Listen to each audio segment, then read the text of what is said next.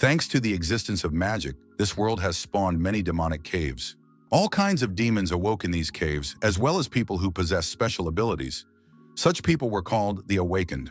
At the head of all the demons stood the demon king Belphegor, the master of the five elements. The strongest team of awakened ones, called the Divine Corps, was sent to fight these demons in the caves. For the 10th year in a row, this team was led by the best warrior Bai Yi.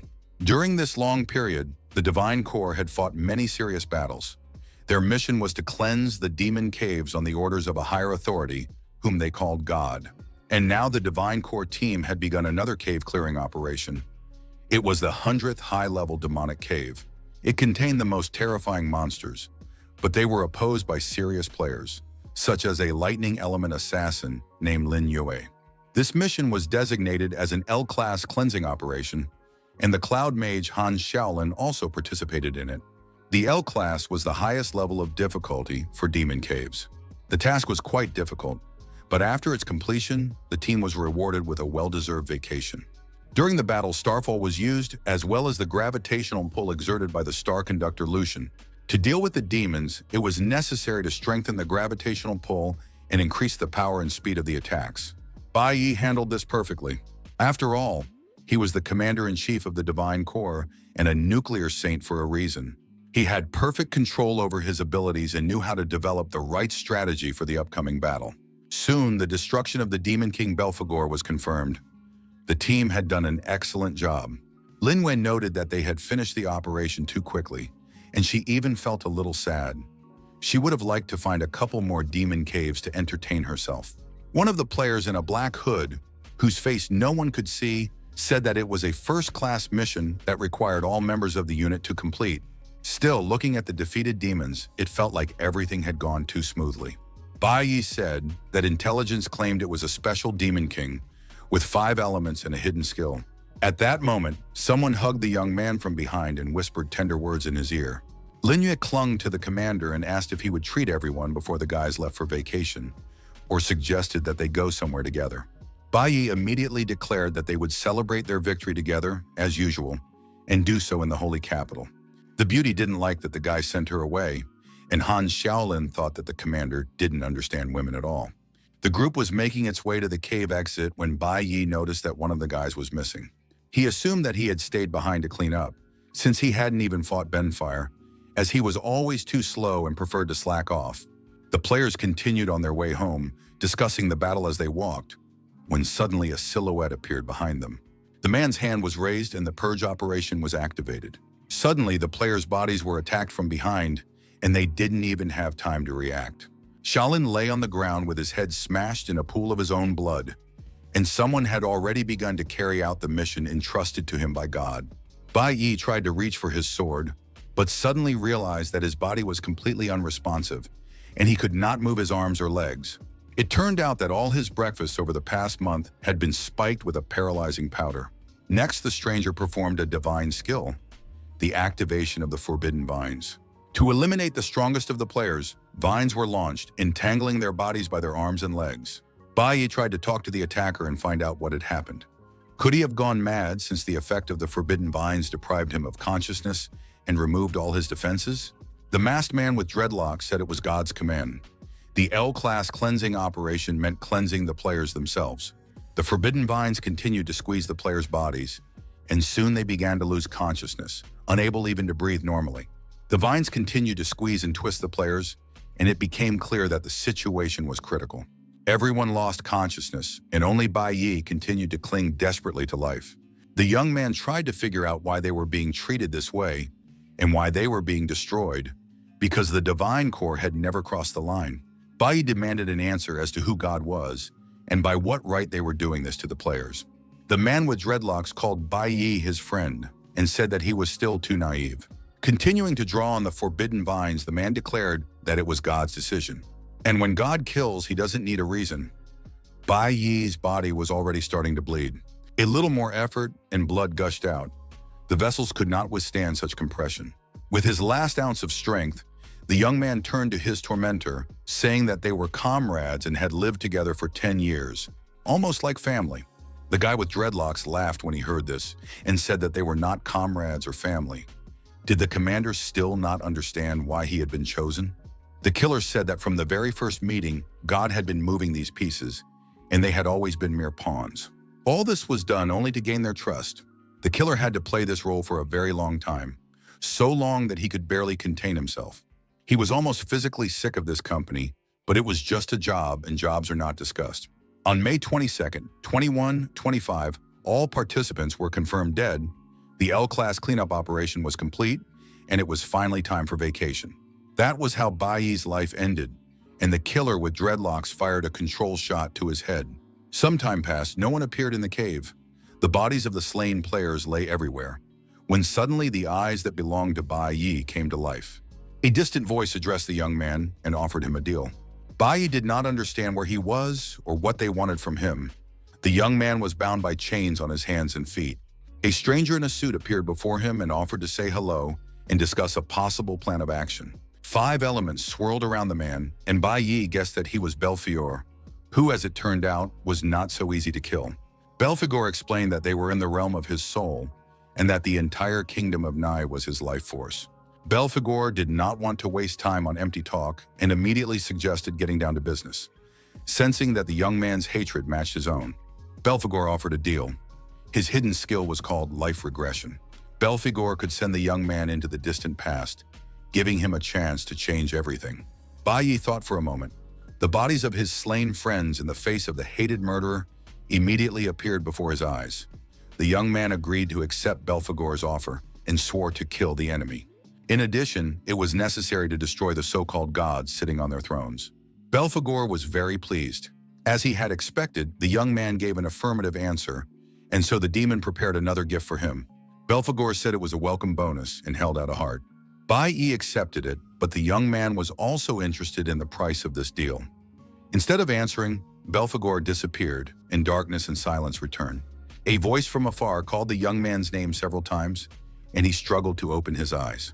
Standing before him was the protector of the holy nation from the Academy of Awakened High School, who looked at the boy with anger and demanded that he get up immediately.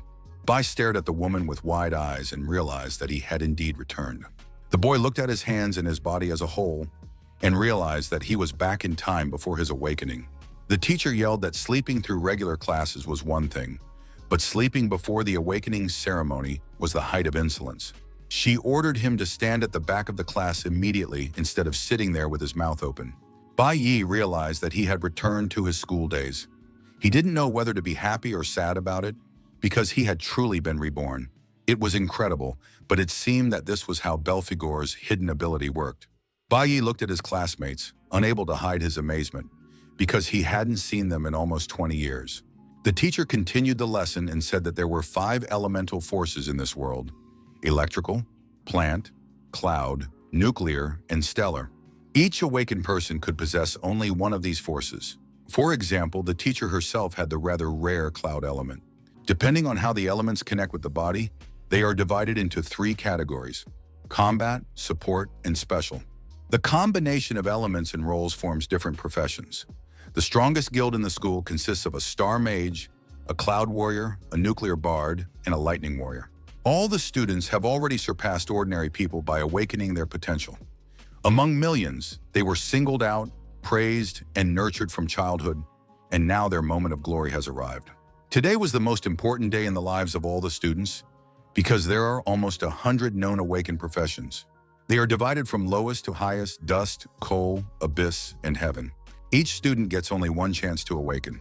And today in the afternoon, the profession of these guys will be determined.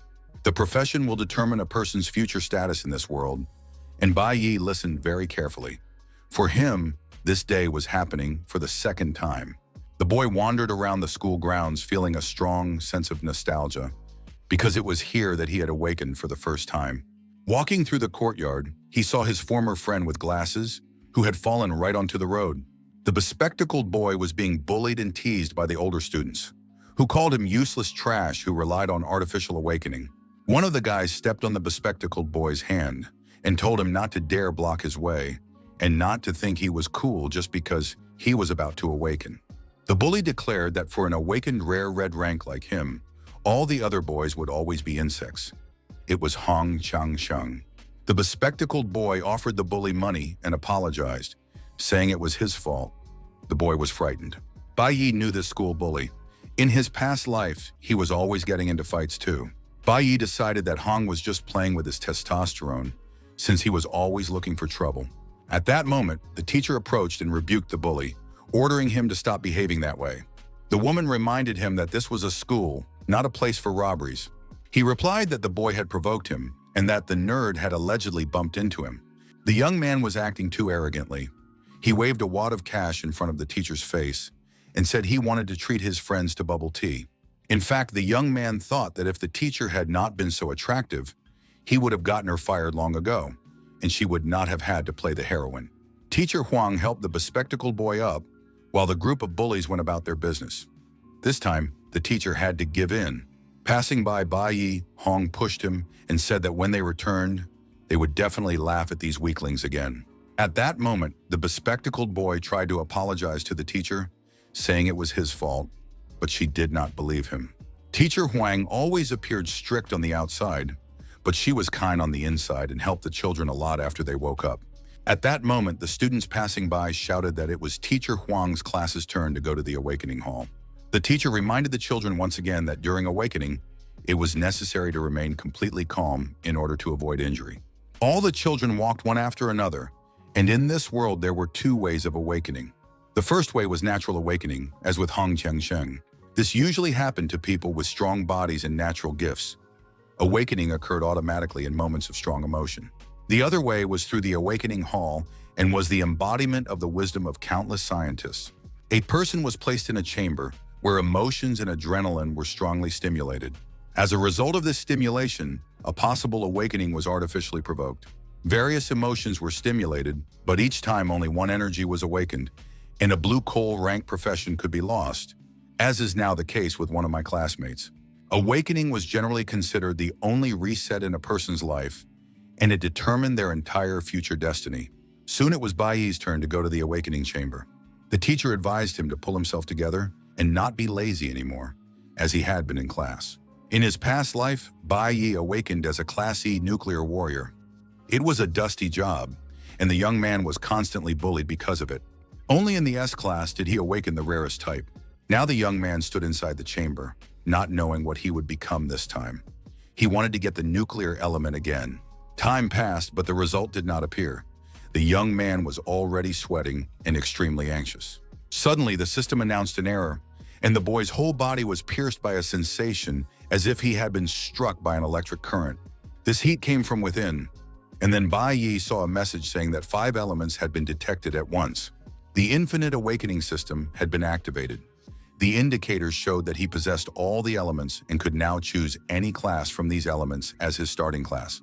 Subsequently, when a certain element accumulated enough energy, the young man would be able to obtain a new random class. It was also possible to improve one's initial class by accumulating the element. This was extremely strange. Bai Yi had never heard of anything like it. It turned out that the boy could choose not only the awakened element, but also the class, as well as receive new classes in the future. Over time, the young man will be able to collect classes of dust, twinkle, abyss, and heavenly ranks, and of absolutely all qualities. Only one initial class can be selected, and all subsequent classes will be assigned randomly. Bai remembered Belphegor and realized that with the awakening of all 5 elements, he had gained the ability to awaken infinitely. After choosing the initial class, all elemental scales would be reset, so he had to choose wisely. Bai Yi had been in the awakening hall for quite a long time, and his classmates began to discuss this fact. Finally, the door swung open, and the young man came out. Teacher Huang rushed up to him with a question about who he had awakened as. Bai Yi said that he would have to disappoint his teacher. The young man had awakened a class of nuclear warriors of the worst green quality, but the teacher turned out to be a good person. She tried to cheer the boy up, saying that even among the green quality, there were outstanding people, and Bai Yi should not give up. This world would not abandon him. The boy replied that he didn't need to be comforted, but the teacher understood that he was probably feeling terrible. Teacher Huang sent him home, saying that the awakening had probably exhausted him. At that moment, Hong was in the schoolyard. He laughed at the boy and added that the teacher always said this useless, toxic positivity, trying to calm the weaklings. Hong laughed openly at the boy, saying that he really would have to work hard and that it was no secret to anyone, not even teacher Huang. Hong continued to mock him, claiming that in reality things were completely different. The quality of the dusty rank meant that Bai Yi was now at the very bottom. But that was the way of the world. The gods themselves chose people, choosing only the strong, while the weak were only needed for humiliation. The teacher tried to calm Hong down, saying that he didn't belong here, but the boy continued his taunts. It turned out that students with dusty quality could now only sit at the back desks. Such was society. If you had no power or connections, you had no future. Always in the background, forgotten by justice. The strong get the best resources and become stronger and stronger. And from the moment the dusty class awakens, their fate is already sealed. Such people can only be low-level laborers among the awakened. After all, what change can you achieve through hard work if you are part of the dusty class? Genius and dust are incompatible, so Bai Yi should not be so naive. Teacher Huang didn't want to hear any of this, but that was the truth. It was as if your fate was already decided from the moment you were born. The Academy of the Awakened reflected this order, and the teacher could not deny it because with her flickering rank, she could only work at the school for pennies. And those students who had been given a low rank were better off going home right away and not wasting the state's resources. At that moment, Bai Yi snatched the glass of tea from Hong's hands and splashed the drink right in his face. Surprised, Hong was speechless for a moment. What was this fool doing? Bai Yi replied that he was tired of the seniors' chatter. This, of course, was enough for Hong to activate his magical power and rush at the student with his fists. Teacher Huang tried to stop the young man as he was already preparing to deliver a star spike blow. This was the Star Killer's basic attack, which significantly increased the power of the blow. However, just as the blow was about to land, Bai Yi blocked it. Then the boy parried the attack, and as a result, Hong received a counterattack and flew far back. Hong flew across the entire schoolyard, scraping the asphalt with his back. It all took only a few seconds, but before the astonished school children's eyes, Hong was defeated. After a while, Hong came to his senses, but couldn't understand what had happened. Bai Yi was standing calmly in the middle of the schoolyard. The students gaped, not understanding how it had happened, how this kid could hit so hard and what was going on in general. Bai Yi held a sword on his shoulder. He was a nuclear warrior with a basic light sword, and declared that he had chosen this class himself. He made this choice consciously because in his past life, he had also been a nuclear warrior. By this time, Hong had already gotten to his feet and declared that the youngster had just been lucky last time. Hong possessed a rare abyss rank, completely different from the rest of the trash, and now he was going to show it. Teacher Huang looked at the boy in surprise. Something incredible had just happened before her eyes, and it couldn't have been a coincidence. The woman understood that the schoolboy had used a first-class movement skill available only to warriors. It was a parrying skill, the ability to block damage at the moment of receiving the strongest blow. If the block is performed in time, the damage is completely nullified, and there is also a chance to reflect it back at the opponent. The teacher who had once taught the woman had not been able to master this technique even after 10 years of persistent training. The teacher looked at the student and couldn't understand how this child, on his first day of awakening, with no combat experience, was able to master such a technique. At that moment, Hong had already armed himself with a bayonet and announced that the boy should prepare for death. The bully shouted that he would make the boy crawl in front of him in front of everyone. Bai Yi listened to all this without any emotion. Of course, he had his reasons for choosing the weakest class. Judging a person's future and life based on their birth is a serious mistake that you only realize many years later. Bai Yi wanted to prove to everyone and teach those around him not to jump to conclusions too early. And now in the middle of the schoolyard, it seemed that a fight was inevitable. But the students knew that using awakened powers for duels at school was strictly forbidden.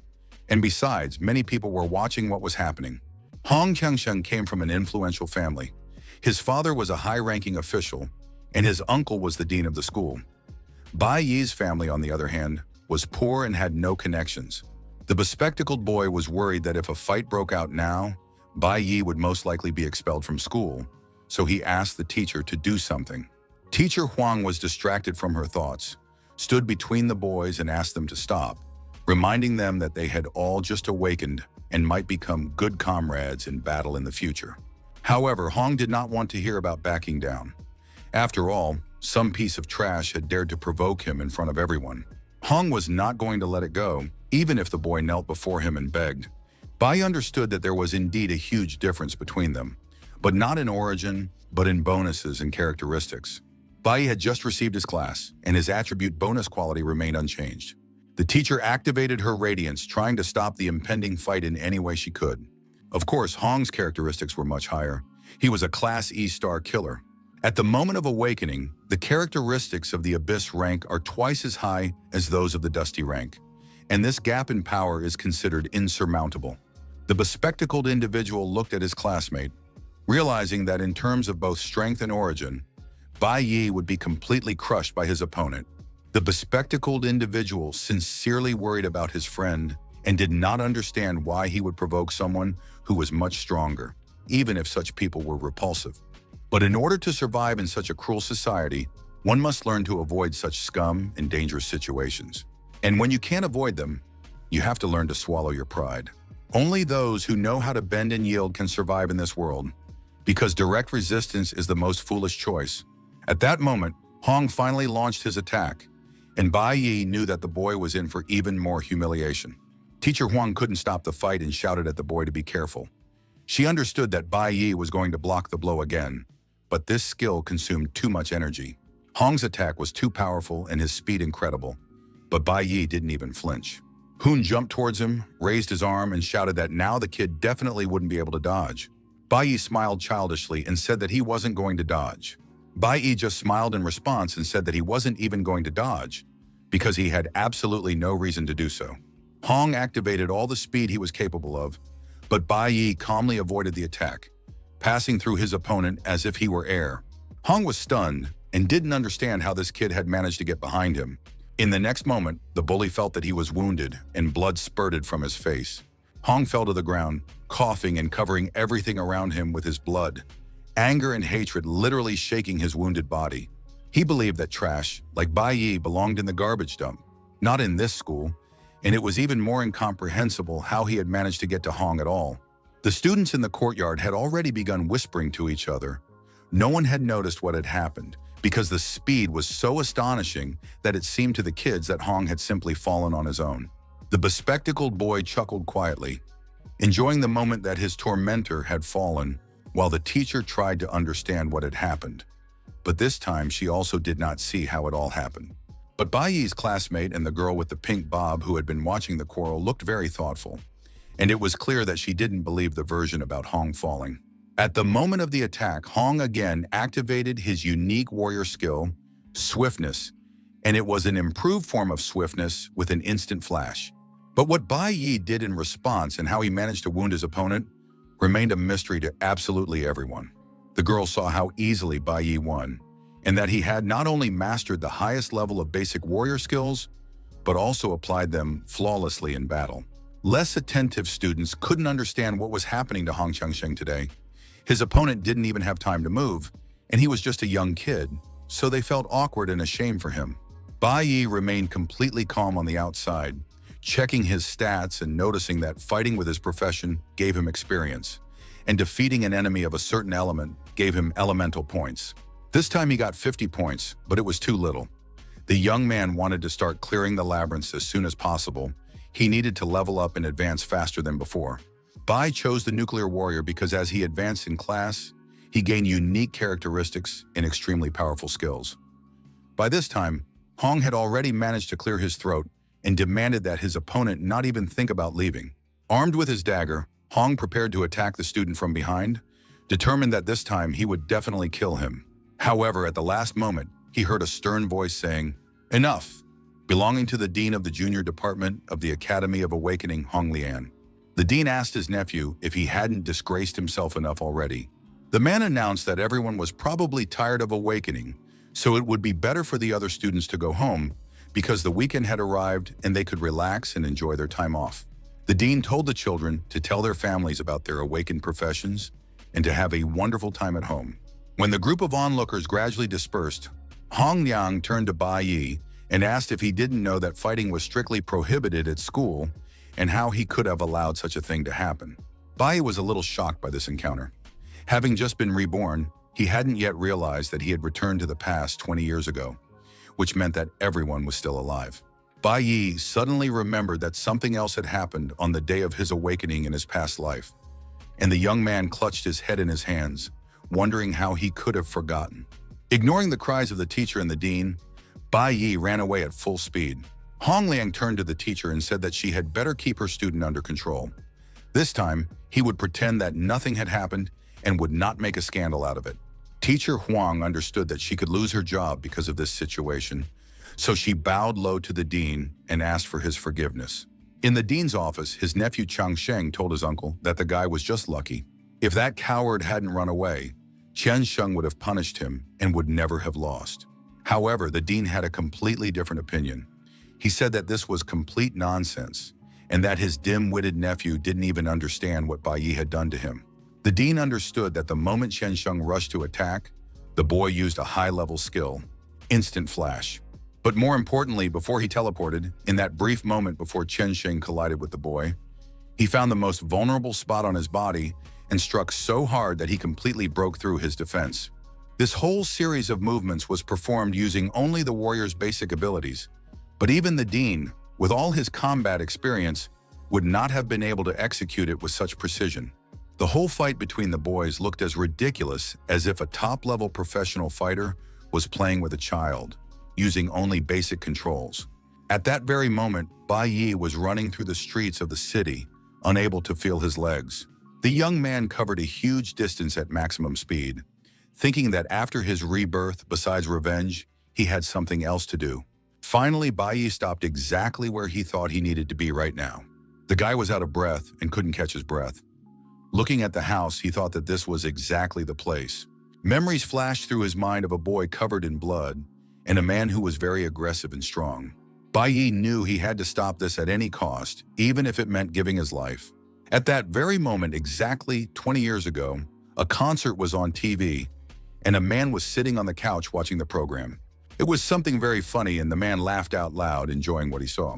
A woman in an apron was tidying up the kitchen, washing the dishes, when a boy appeared outside the window. Bai Yi had just returned from school, and his parents greeted him, saying that for some reason he had come home earlier than usual today. Bai Yi looked at his mother, tears welling up in his eyes, so happy that she was alive. The woman used sign language to tell her son that she had prepared his favorite meal, spicy noodles. Bai Yi told his mother that today he really wanted pickled fish. The woman, continuing the conversation with gestures, suggested cooking fish for tomorrow, since she had already made noodles today. However, her son insisted, begging her to go with him because he really wanted to eat fish. The loving mother could not refuse her son, so she said she needed to go to the store, and Bai Yi agreed to accompany her. The father called out to the boy and told him not to go with his mother, that she could manage on her own, and that he didn't understand what his problem was, since he had come home from school and hadn't even said hello to his father. The man remembered that today was the day of awakening. The father stood up, blocking his son's path, and demanded that he tell him the good news. Bai Lin Sheng was an S-class electric warrior, and he had finished work early today and come home to celebrate with his son. Bai Yi bowed his head to his father and said in a quiet voice that he had not awakened today. The boy said he was unlucky, that the awakening took too long, so all the children were late today. His father didn't understand why the boy had come home so early. He should have stayed at school longer. Besides, one of his father's comrades' sons had awakened as a flickering rank today. Bai Lin Sheng himself had awakened as an abyss class, and his son should also be at least an abyss class. The father believed that he was working himself to the bone to support his son, investing a lot of effort in his upbringing and education. And now the man demanded that his son admit what class he was. Bai Yi continued to insist that he had not yet awakened, while his father's anger and aggression grew with every passing second. Before the boy could finish speaking, his father struck him on the head with a bottle in a rage, breaking it. The man was furious when he learned that his son had awakened in the dust class. How could he be so worthless? Going to school, pretending to be a diligent student, and then awakening as a useless dust class. Bai looked at his father with complete calm, understanding that this angry and aggressive man was his own father who had awakened. But at the same time, this man was very cruel and unable to control his emotions, and now the man's aggression towards his son continued. But these were terrible memories, and so much time had passed that Bai Yi had almost forgotten what had happened on the day of his awakening in his past life. When his father found out that the boy had awakened as a dust class, he was so ashamed that he started a big fight at home. Or rather, not a fight, but a beating of the baby. His mother, as always, tried to protect her child, standing in front of the boy and covering him with her body. Bai Yi was very weak and too scared at the time, while his father picked up a chair and swung it at him. The abuse of his wife continued for an hour until all his rage was spent. That day, his father broke his mother's leg, and a strong blow to the head made her mentally unstable. Bai Yi wept in horror over his mother's body, covered in her blood and unable to help his beloved in any way. And now history was repeating itself. Bai Yi was lying on the floor after his father hit him on the head with a bottle. The difference was that now the boy was not afraid. He lay there and analyzed the situation. Now the young man was only a Class E nuclear warrior. He had chosen this class for its special properties, but he was still too weak. His father demanded that his son get up and not lie on the floor like a weak girl. Bailin Sheng was a professional S-class electric warrior, and of course he was very strong. Unlike the school bully, his father had a lot of experience in real combat. Bai Yi understood that he would not be able to win the fight now, so he just needed to avoid conflict. But his father was already in the heat of the moment and had no intention of stopping his aggression. He grabbed his son by the hair and began to beat him, saying that his mother should not have been allowed to give birth to such a worthless fool. Bai Yi had returned early today, so that under no circumstances would his mother be allowed to approach his father in such an aggressive state. The boy was happy that he had managed to send his mother to the store to buy fish, and now the woman was out of danger. However, at that very moment, his mother returned from the store with her purchases and found her husband beating her son. Bai Yi did not understand how she had been able to return so quickly. She must have been in a hurry to do the shopping and feed her beloved son. Bailin Sheng, still seething with hatred and aggression, noticed a new weak victim in the form of his wife and said that now he would see with her how she could have given birth to such trash. In the city prison, two inmates were talking. One of them asked how the guy had managed to advance from the green rank, since usually the profession must be at least blue rank to move on to the promotion stage. The prisoners wanted to know why his cellmate had advanced so quickly. Not only that, but the guy had gone straight from green rank to the unique platinum rank, which was complete nonsense. It was also interesting why the boy had been arrested and brought here, because only those sentenced to death end up here. The boy couldn't look up. He was very upset and said only that he deserved to die. How could he have beaten his mother to death? And now, having been given a second chance and finding himself back in those terrible days of his life, Bai Yi understood that he had to change history. His father had already started beating his wife. He picked up a chair, preparing to strike the woman, but at the last moment, Bai Yi stepped between his mother and father. An experienced, awakened person, even without using his skills, is much stronger than an ordinary person. And the boy lay in a pool of his own blood on the floor. An ordinary person, in turn, would not have been able to withstand such a blow either. But Bai Yi, although injured, remained basically unharmed. The mother watched her son in horror as a terrible tragedy unfolded before her eyes. The woman could not allow the father to continue abusing the child, so she stood up and tried to shield him with her body. The man said that on the day he found out that Ruyan was pregnant with a son, he was truly happy.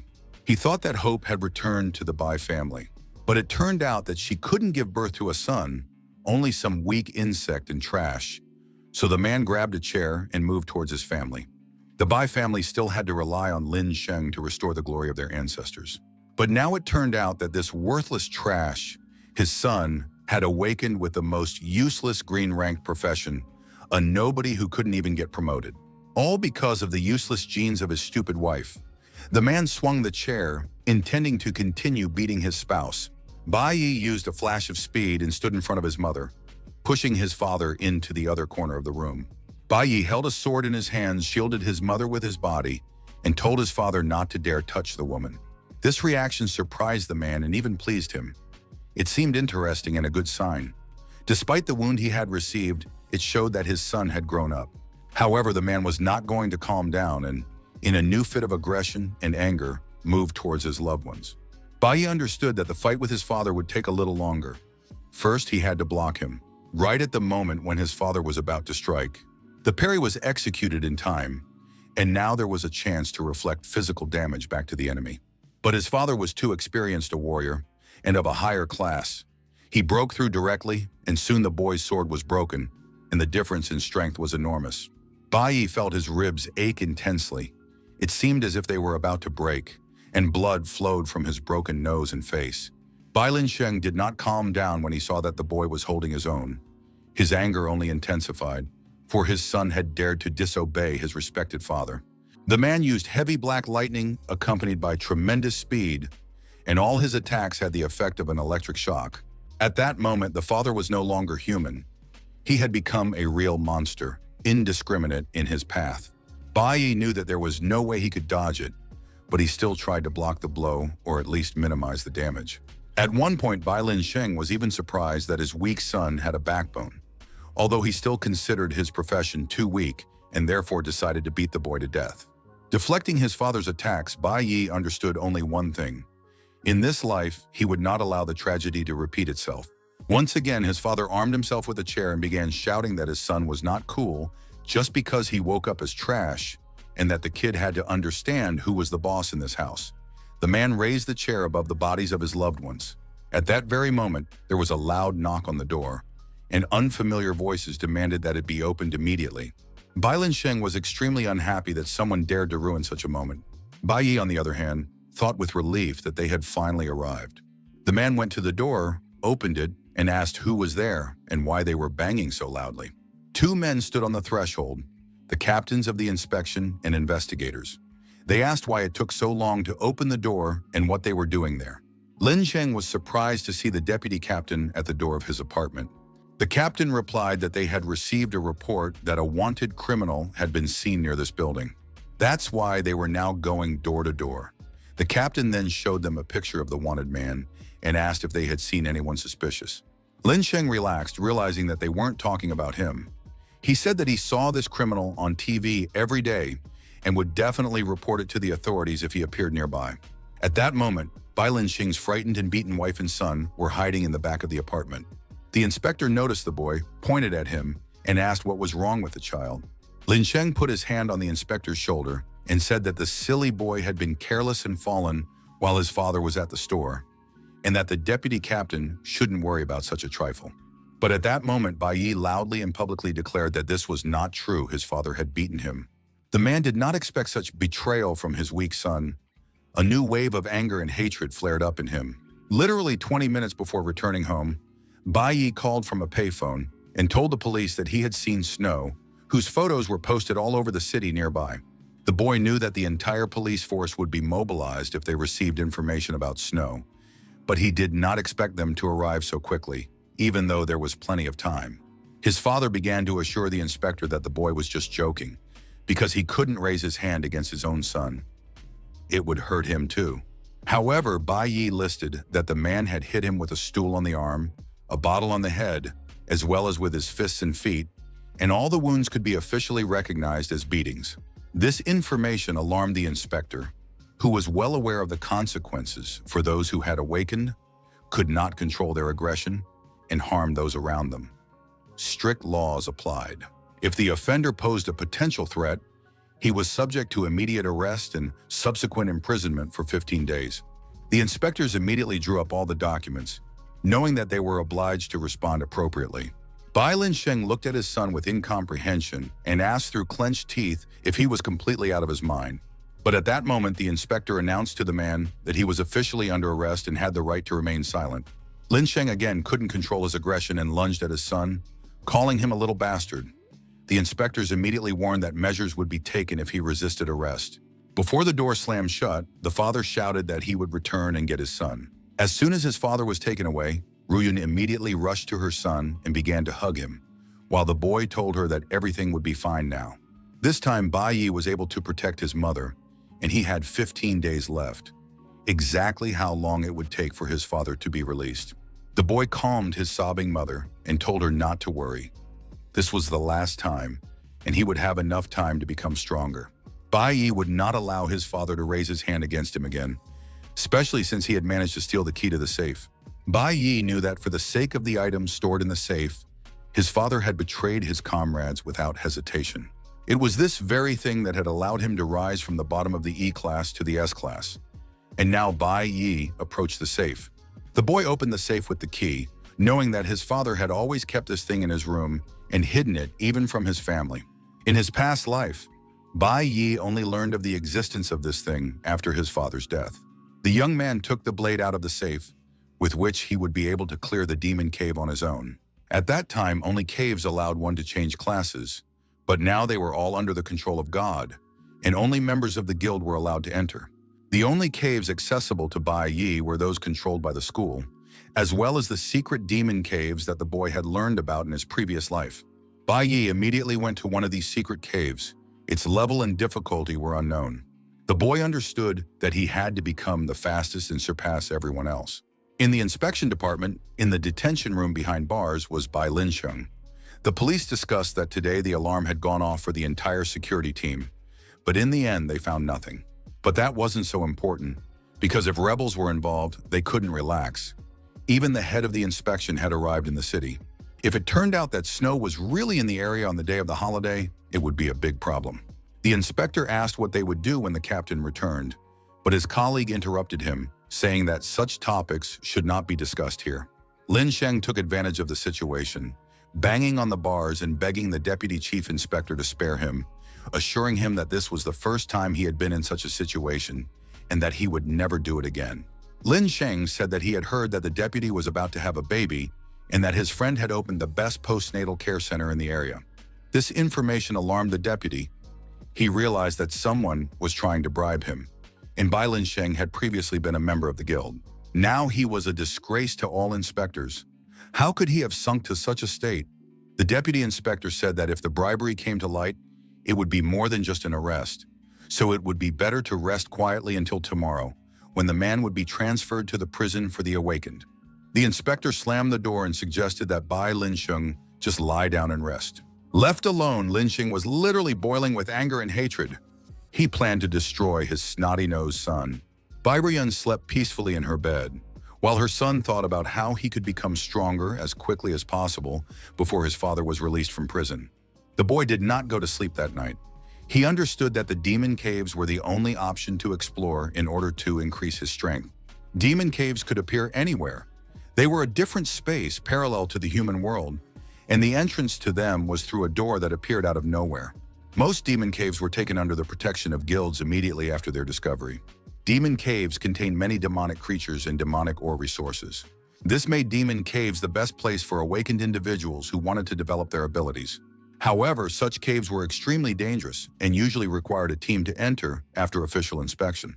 In a past life, one such cave was only reported in the news 5 years after its appearance because it was too well hidden. It was only discovered when demons invaded the human world. It was an F-class cave, usually requiring 3 E-class awakened ones. An E-class cave already required a team of 5 people. Judging by current estimates, the cave the guy was trying to get into now had a very high chance of being F-class. It was the lowest level secret demon cave that Bai Yi could enter, and soon the young man found himself right in front of its entrance. Demon caves were full of dangers and usually required the cooperation of various elemental and professional teams to increase the chance of victory. But now the young man had no other choice. He had to become stronger on his own as soon as possible. Thus, Bai Yi entered the cave of unknown danger level alone to clear it and improve his skills. Inside, the entire area was covered with ice and snow. Most likely, it was the territory of cloud-type magical beasts. The young man walked through this icy room. Rocks, snow, and ice towered around him. Soon he saw the carcass of a huge, monstrous white bear, as well as human skeletons. It became clear that someone had already been here. Bai Yi learned that the sleeping elemental beast belonged to the E-class and was an ice bear. But then someone's huge, powerful paw appeared right next to the guy. The young man managed to dodge the sudden attack. Of course, the chance of encountering E-class demons here was slim. Most likely the cave had not yet been discovered because most of the monsters were hibernating. At that moment, a huge bloodthirsty forest snow wolf, an elemental beast of the cloud type, rushed at the guy to attack. It was a massive and extremely powerful animal, and even this single wolf was higher level than Bai Yi. The monstrous wolf lunged at the young man, but he defended himself with the dagger he had previously obtained from his father's safe. The attack was repelled, and in response, Bai Yi counterattacked the wolf at tremendous speed, using his enhancement and acceleration. This time, everything went perfectly, and the bloodthirsty forest snow wolf collapsed dead in the snow. The Class A weapon hidden in the safe could not be bought just like that. It was this weapon that made up for the gap in the young man's combat power, even though the beast had a high degree of protection. and even when striking vulnerable spots, it took several attacks to win. Bai Yi began to miss the days when he was an L-class player. Back then, he could have dealt with such a wolf in a matter of seconds. After studying the statistics, the young man realized that he needed to pass 10 levels to move up to the next class. But at that moment, a loud growl sounded behind him, and soon he saw the silhouettes of 2 more monstrous forest wolves. It turned out that the whole pack had been drawn by the smell of blood, and soon the young man was facing a whole horde of hungry monsters. The smell of blood had attracted their kin, and now one of the wolves, most likely the leader, stepped forward while the others waited. Bai Yi did not know whether the monstrous wolves would attack individually or as a pack. The young man did not wait for the wolves to decide on the order of attack, and using a critical strike, launched a series of attacks on their vulnerable spots, combining evasion and counterattack. Bai Yi struck without stopping, and soon they had an effect. The young man delivered the final blow, after which it became clear that only the king of the wolves remained to be dealt with. By doing so, the young man successfully raised his class to D. However, the young man still lacked physical strength. He had killed only 20 wolves, but he was already exhausted and felt his energy waning. The fact was that the bodies of awakened E-class beings had very low endurance, and the young man had to put his prey in a spatial backpack. Otherwise, he would have to leave many trophies behind. The ground was strewn with magic stones. Most demon caves are monopolized by guilds, so it is extremely difficult for awakened ones to level up alone. The Snow Wolf's diamond was very durable and was used to create weapons from special materials. If Bai Yi wants to get into high-level demon caves, joining the Divine Core Guild team is the only option. Awakening schools are places attached to guilds, created to find talent for their teams. For most students, their main dream is to successfully graduate from school and join one of the guilds. But if you get kicked out of the team, it could mean you'll never be able to advance. The same thing happened to the guy's dad. He got kicked out and stayed in C-class forever. Going alone was still difficult and slow. Besides, it was terribly cold in the cave. The longer the young man stayed there, the more stamina he spent on keeping his body warm. Bai Yi looked at the number of snow wolves awaiting their fate, and a bold, boyish idea came to him. He ran away as fast as he could. The young man didn't just run, he zigzagged around the area, confusing the wolves and preventing them from attacking. Finally, after running around and warming up, the young man felt it was time to stop. Assessing the situation, Bai Yi realized that the quickest way to do so was to attract a large number of cloud pythons and bloodthirsty forest snow wolves to a single clearing. And then he made a loud explosion. The noise was supposed to attract all the remaining monsters and make them wake up and come closer. Judging by the sounds of growling and the screams of fleeing wolves, it became clear that the young man had achieved his goal. The huge ice bear, awakened by the noise, was a demonic cloud-type beast and attacked all targets indiscriminately in berserk mode. Entering berserk mode, the bear helped the young man deal with the wolves and pythons, tearing them to pieces with its paws. Now the monster attacked absolutely everything that moved. Soon, new victims among the cloud pythons and forest snow wolves were added to the young man's tally, who also finished them off with his dagger. Thus, he worked in tandem with the huge bear, developing a tactic. Bai Yi simply dodged attacks and waited for an opportunity to finish off his opponents. Although E-class beasts are ferocious, they are mostly brainless and not very powerful. So the bear not only distracted them, but also saved the young man a lot of stamina. However, if Bai Yi wanted to gain experience points, he had to defeat the huge cloud python. At the very least, he had to deliver the final blow to this monster. The young man was doing an excellent job. At one point, a pack of forest wolves gathered around the player. They were very angry and hoped to devour him. The young man felt unwell. Even with the bear's help, he was very tired and his stamina remained low. Therefore, Bai Yi decided to move on to the next phase. The young man clutched the dagger with both hands and prepared himself. He raised his sword, believing that after such destruction, the arena's capacity must be close to its limit. All the monsters were extremely aggressive and were about to attack the player regardless of their turn. But at that moment, Bai Yi stuck his sword into the ground, and now all the monsters and beasts were trapped. During the battle, Bai Yi constantly analyzed the terrain and realized that it was not a frozen lake. The battle took place on an ice bridge suspended between 2 cliffs, which began to crack underfoot. The bridge collapsed, dragging many monsters with it, most of which perished. Bai Yi had to deal with the rest using his remaining strength and endurance, when suddenly a huge boulder appeared in front of him. This was the fastest way to level up, When one fights against 100, the battle increases all characteristics. As he destroyed wolves and bears, Bai Yi thought about how every demonic cave had a final boss, and now he was getting closer. For an E-class cave, the boss should be something like a cruel king, and the noise of the battle and the destruction of the bridge should have awakened him. Looking at the huge white bear, the young man thought that it was not the boss and did not understand why the final enemy had not yet appeared. However, he suddenly felt an effect on his body and realized that it was an ice spell. Everything around him was permeated with waves of magic, and even the cave demons felt its effect. Bai Yi realized that the radiation was coming from the final boss, who had not been sleeping all this time, but had been waiting for the perfect moment. And then the monster rushed at the young man, intending to tear him to pieces. However, the young man soon noticed that his pursuers, the bear and the wolves, had frozen and become victims of the ice. The young man realized that he had to run as fast as he could. Otherwise, the ice would affect him too. Unfortunately, this happened. The boy was standing on the ice bridge, which also turned out to be part of the trap, and realized that it was too late to escape. The cave boss was supposed to appear at the end and collect all the rewards, but the lower part of the young man's body was already frozen. He was immobilized. Bai Yi realized that something very powerful was hidden in this low-level cave. And indeed, something powerful soon appeared before the young man. Bai Yi couldn't move, but the monster didn't freeze. It turned out to be an intelligent boss, a cloud-type elemental demon, the master of the Azure Forest. Along with him were the monkey demons of the Azure Forest, huge monsters with clubs in their hands. The huge lord of the Azure Forest looked at the young man with a hungry gaze. He had managed to trick the player and was now enjoying it. The boss had a very high danger level. Soon, the young man found himself completely frozen and immobilized. He understood that his body would soon lose all its heat and death would come. At this time, the cave boss began to approach him, realizing that his victim could not run away or hide. The young man had only one choice left, and before the monkey demons could strike him, he did something. Bai Yi was able to parry. He managed to do it again and also took the chance to reflect all the physical damage back onto his opponent. The young man used all his inner energy to destroy the ice, but this required a tremendous amount of endurance.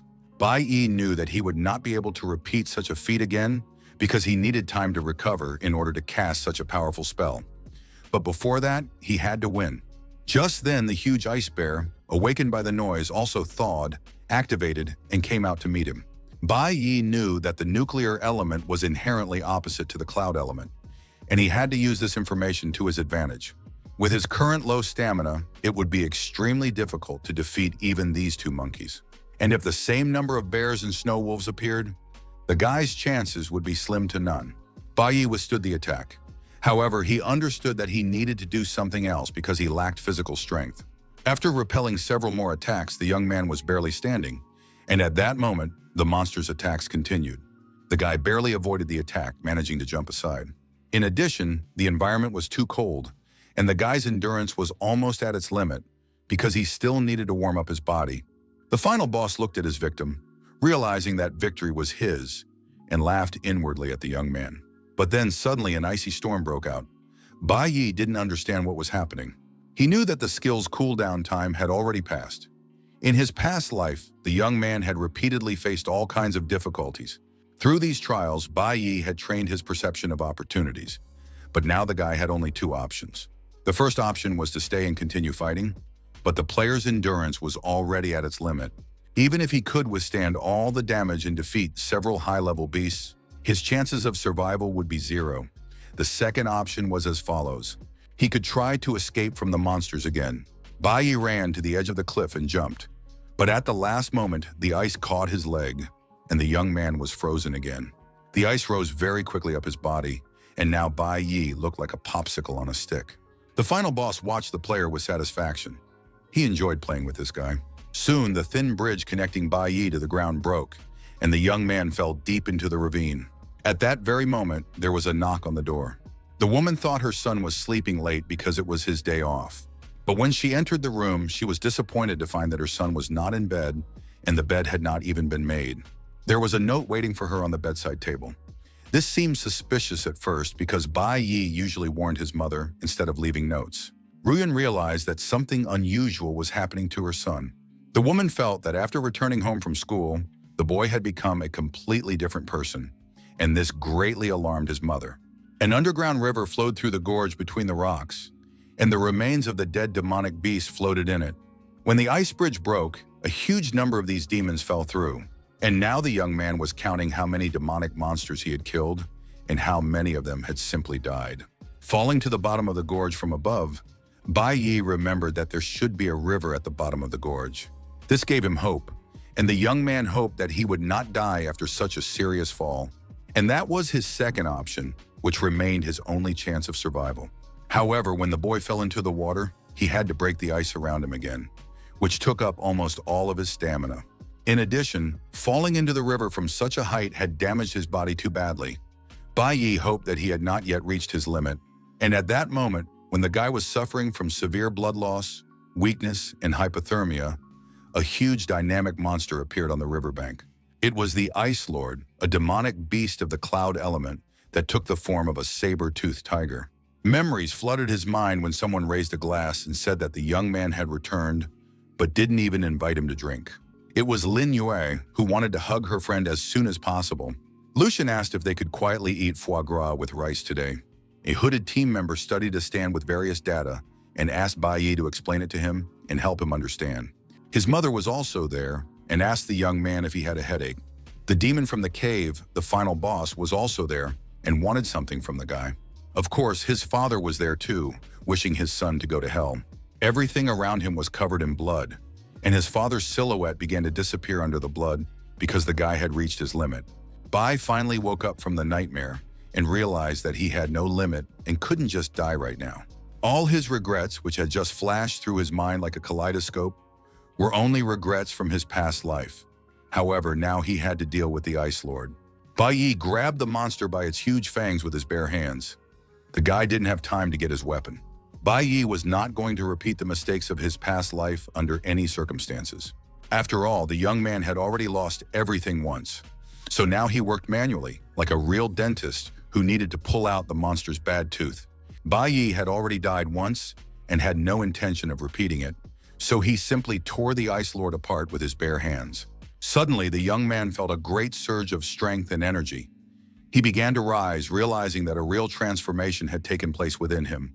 It is known that only a desperate situation can cause a class increase, and now Bai Yi stood before his opponent completely strong and confident in his abilities. The decision to go through the maze alone, lure the monsters, and then jump off the cliff was still too risky, but it was worth it. Bai Yi was able to earn a large number of points by destroying his opponents. The Ice Lord was furious because his signature and terrifying fangs were broken. Bai Yi thought that he constantly threw himself into hopeless situations, all in order to get rid of the sticky feeling from the past.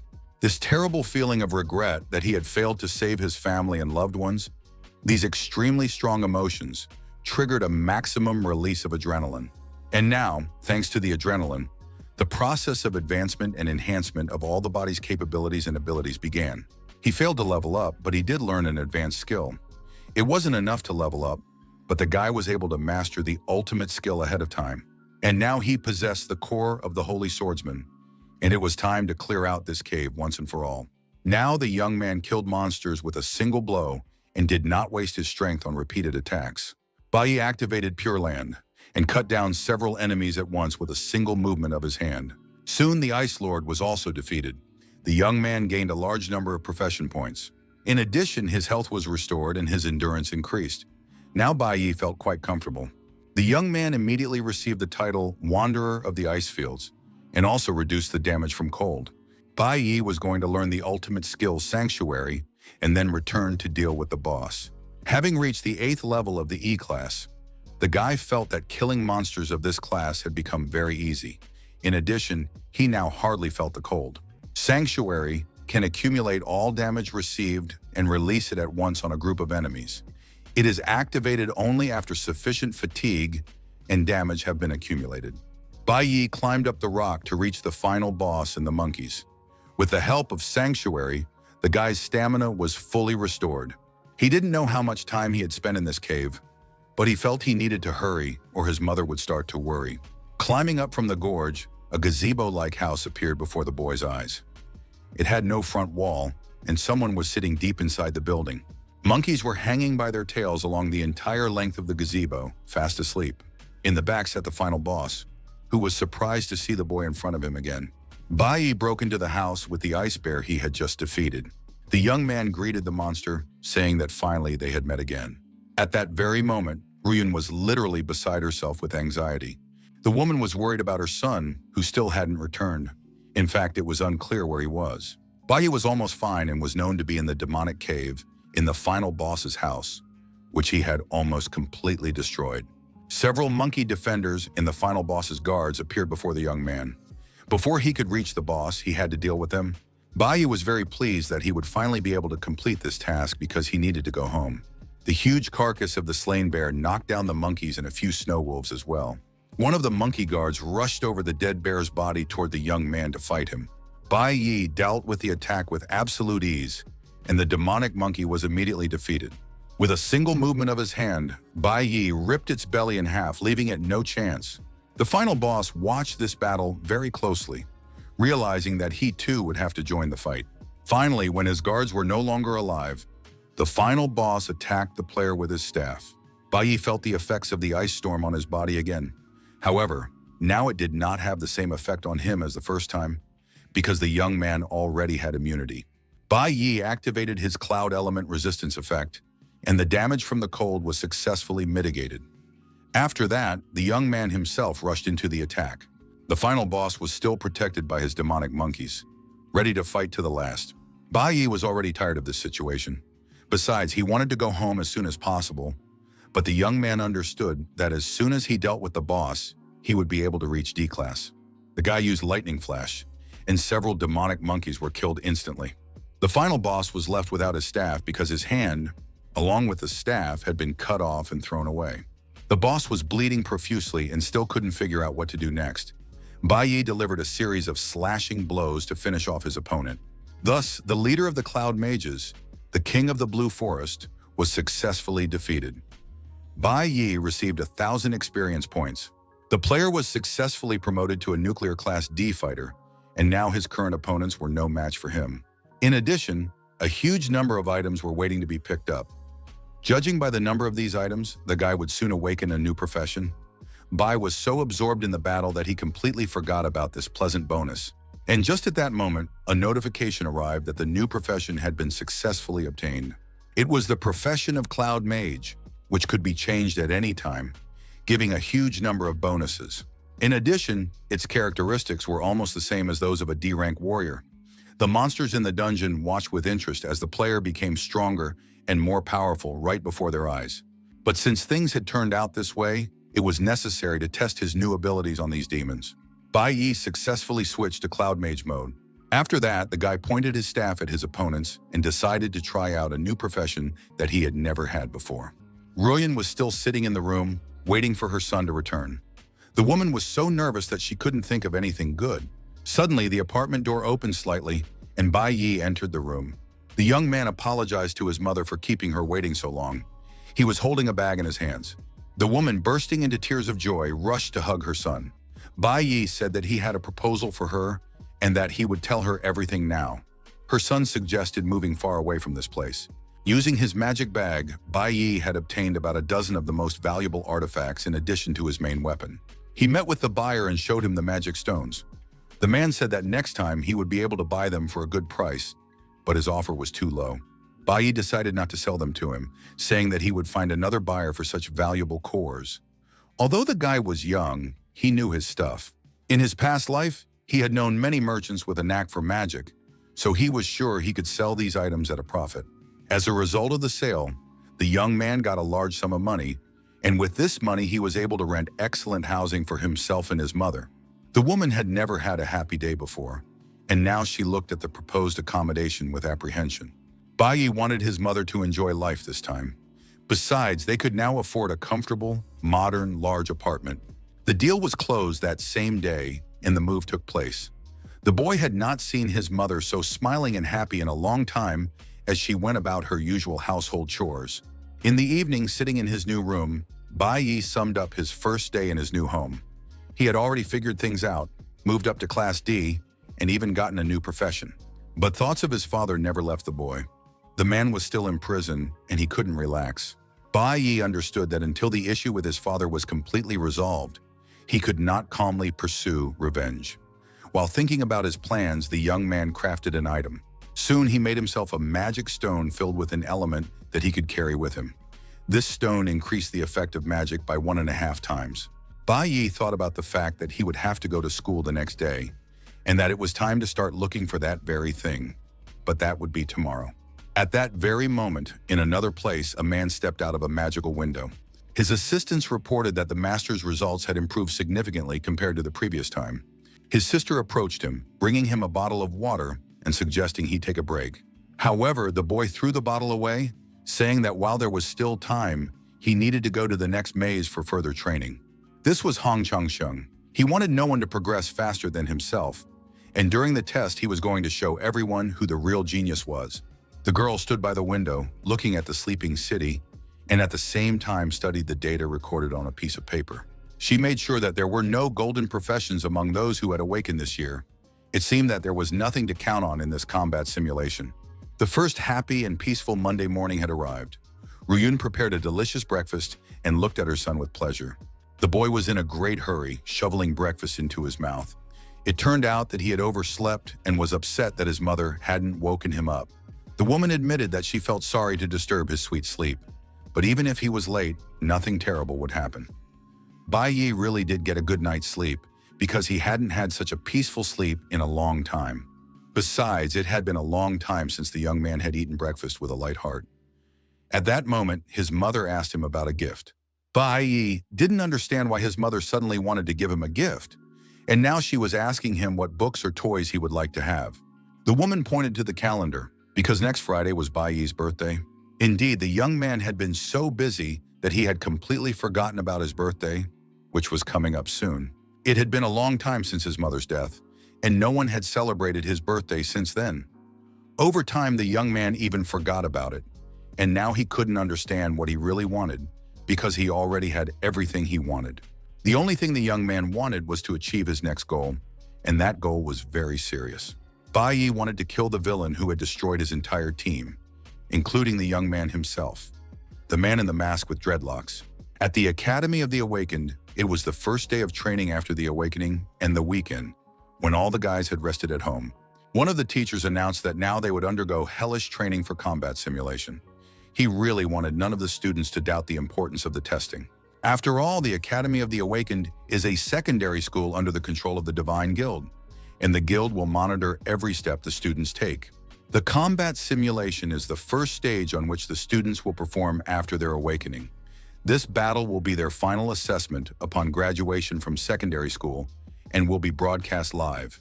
But the most important thing was that the best participant in the simulation would get a chance to join the level up with the high school students. This annual level up was the most direct opportunity to join the Divine Guild. All the students dreamed of this. The school selected the best middle and high school students to go together to Shengi, the headquarters of the Divine Guild. Sheni and the entire headquarters of the Divine Guild brought back painful memories for Bai Yi. It was there that he met the master. It was also the birthplace of that bastard in a mask with dreadlocks, but he and the master never crossed paths. The master joined the squad only after the young man had already become part of the Divine Corps.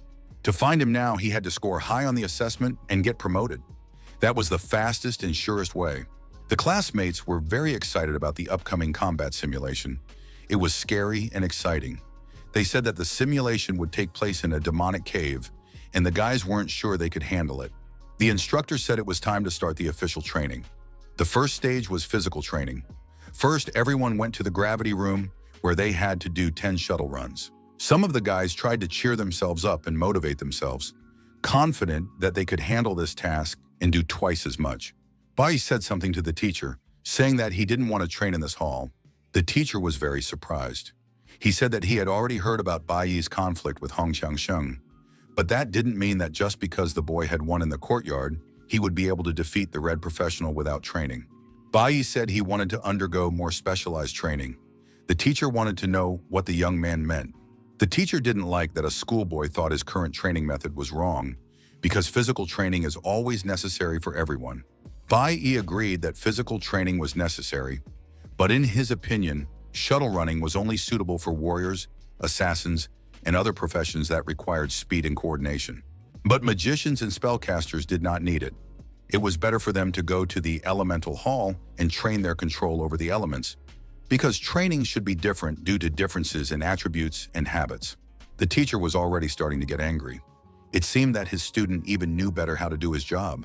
Shi Yin heard this conversation. She realized that the training method Bai Yi was talking about was the same as that of the instructor from the Divine Corps. However, Mr. Dunyan, a teacher from the Divine Corps, had only recently proposed this method. The girl had seen a video that her father had brought her, so she also knew about this technique. But how did Bai Yi know about it? At that moment, the bespectacled boy began to whisper that it was better not to argue with the teacher and to consider his feelings, even if the boy had some ideas. After all, the coach was very authoritative, and Bai Yi had begun to openly contradict him. The teacher did not argue or scold him. He said that the training method Bai Yi had suggested was also quite interesting. There are too many students at the school, so it would be very difficult to take into account the characteristics of each one in a short period of time. Simply put, combat simulation is the final performance of all the students at the school. If everything goes wrong, it could ruin a student's life. The teacher has to choose, either decide for the student or let him do it himself. In his past life, although Bai Yi's family was dysfunctional, he was lucky to meet good teachers, thanks to whom he grew up not so lost. The boy asked his teacher to trust him at this graduation and not to let him down. The coach asked him to explain how he planned to train. After all, he had awakened as a nuclear warrior. Bai Yi asked to set the Hall of Elements to maximum element neutralization. His classmates were very surprised when they heard about the concept of the elemental hall. Bai Yi said that although he was a warrior, he wanted to balance his abilities and challenge both sides. He couldn't just tell everyone that he wanted to train as a mage. Shi Yin, who happened to overhear the conversation, said that she also wanted to train her control over the elements, since she was a mage.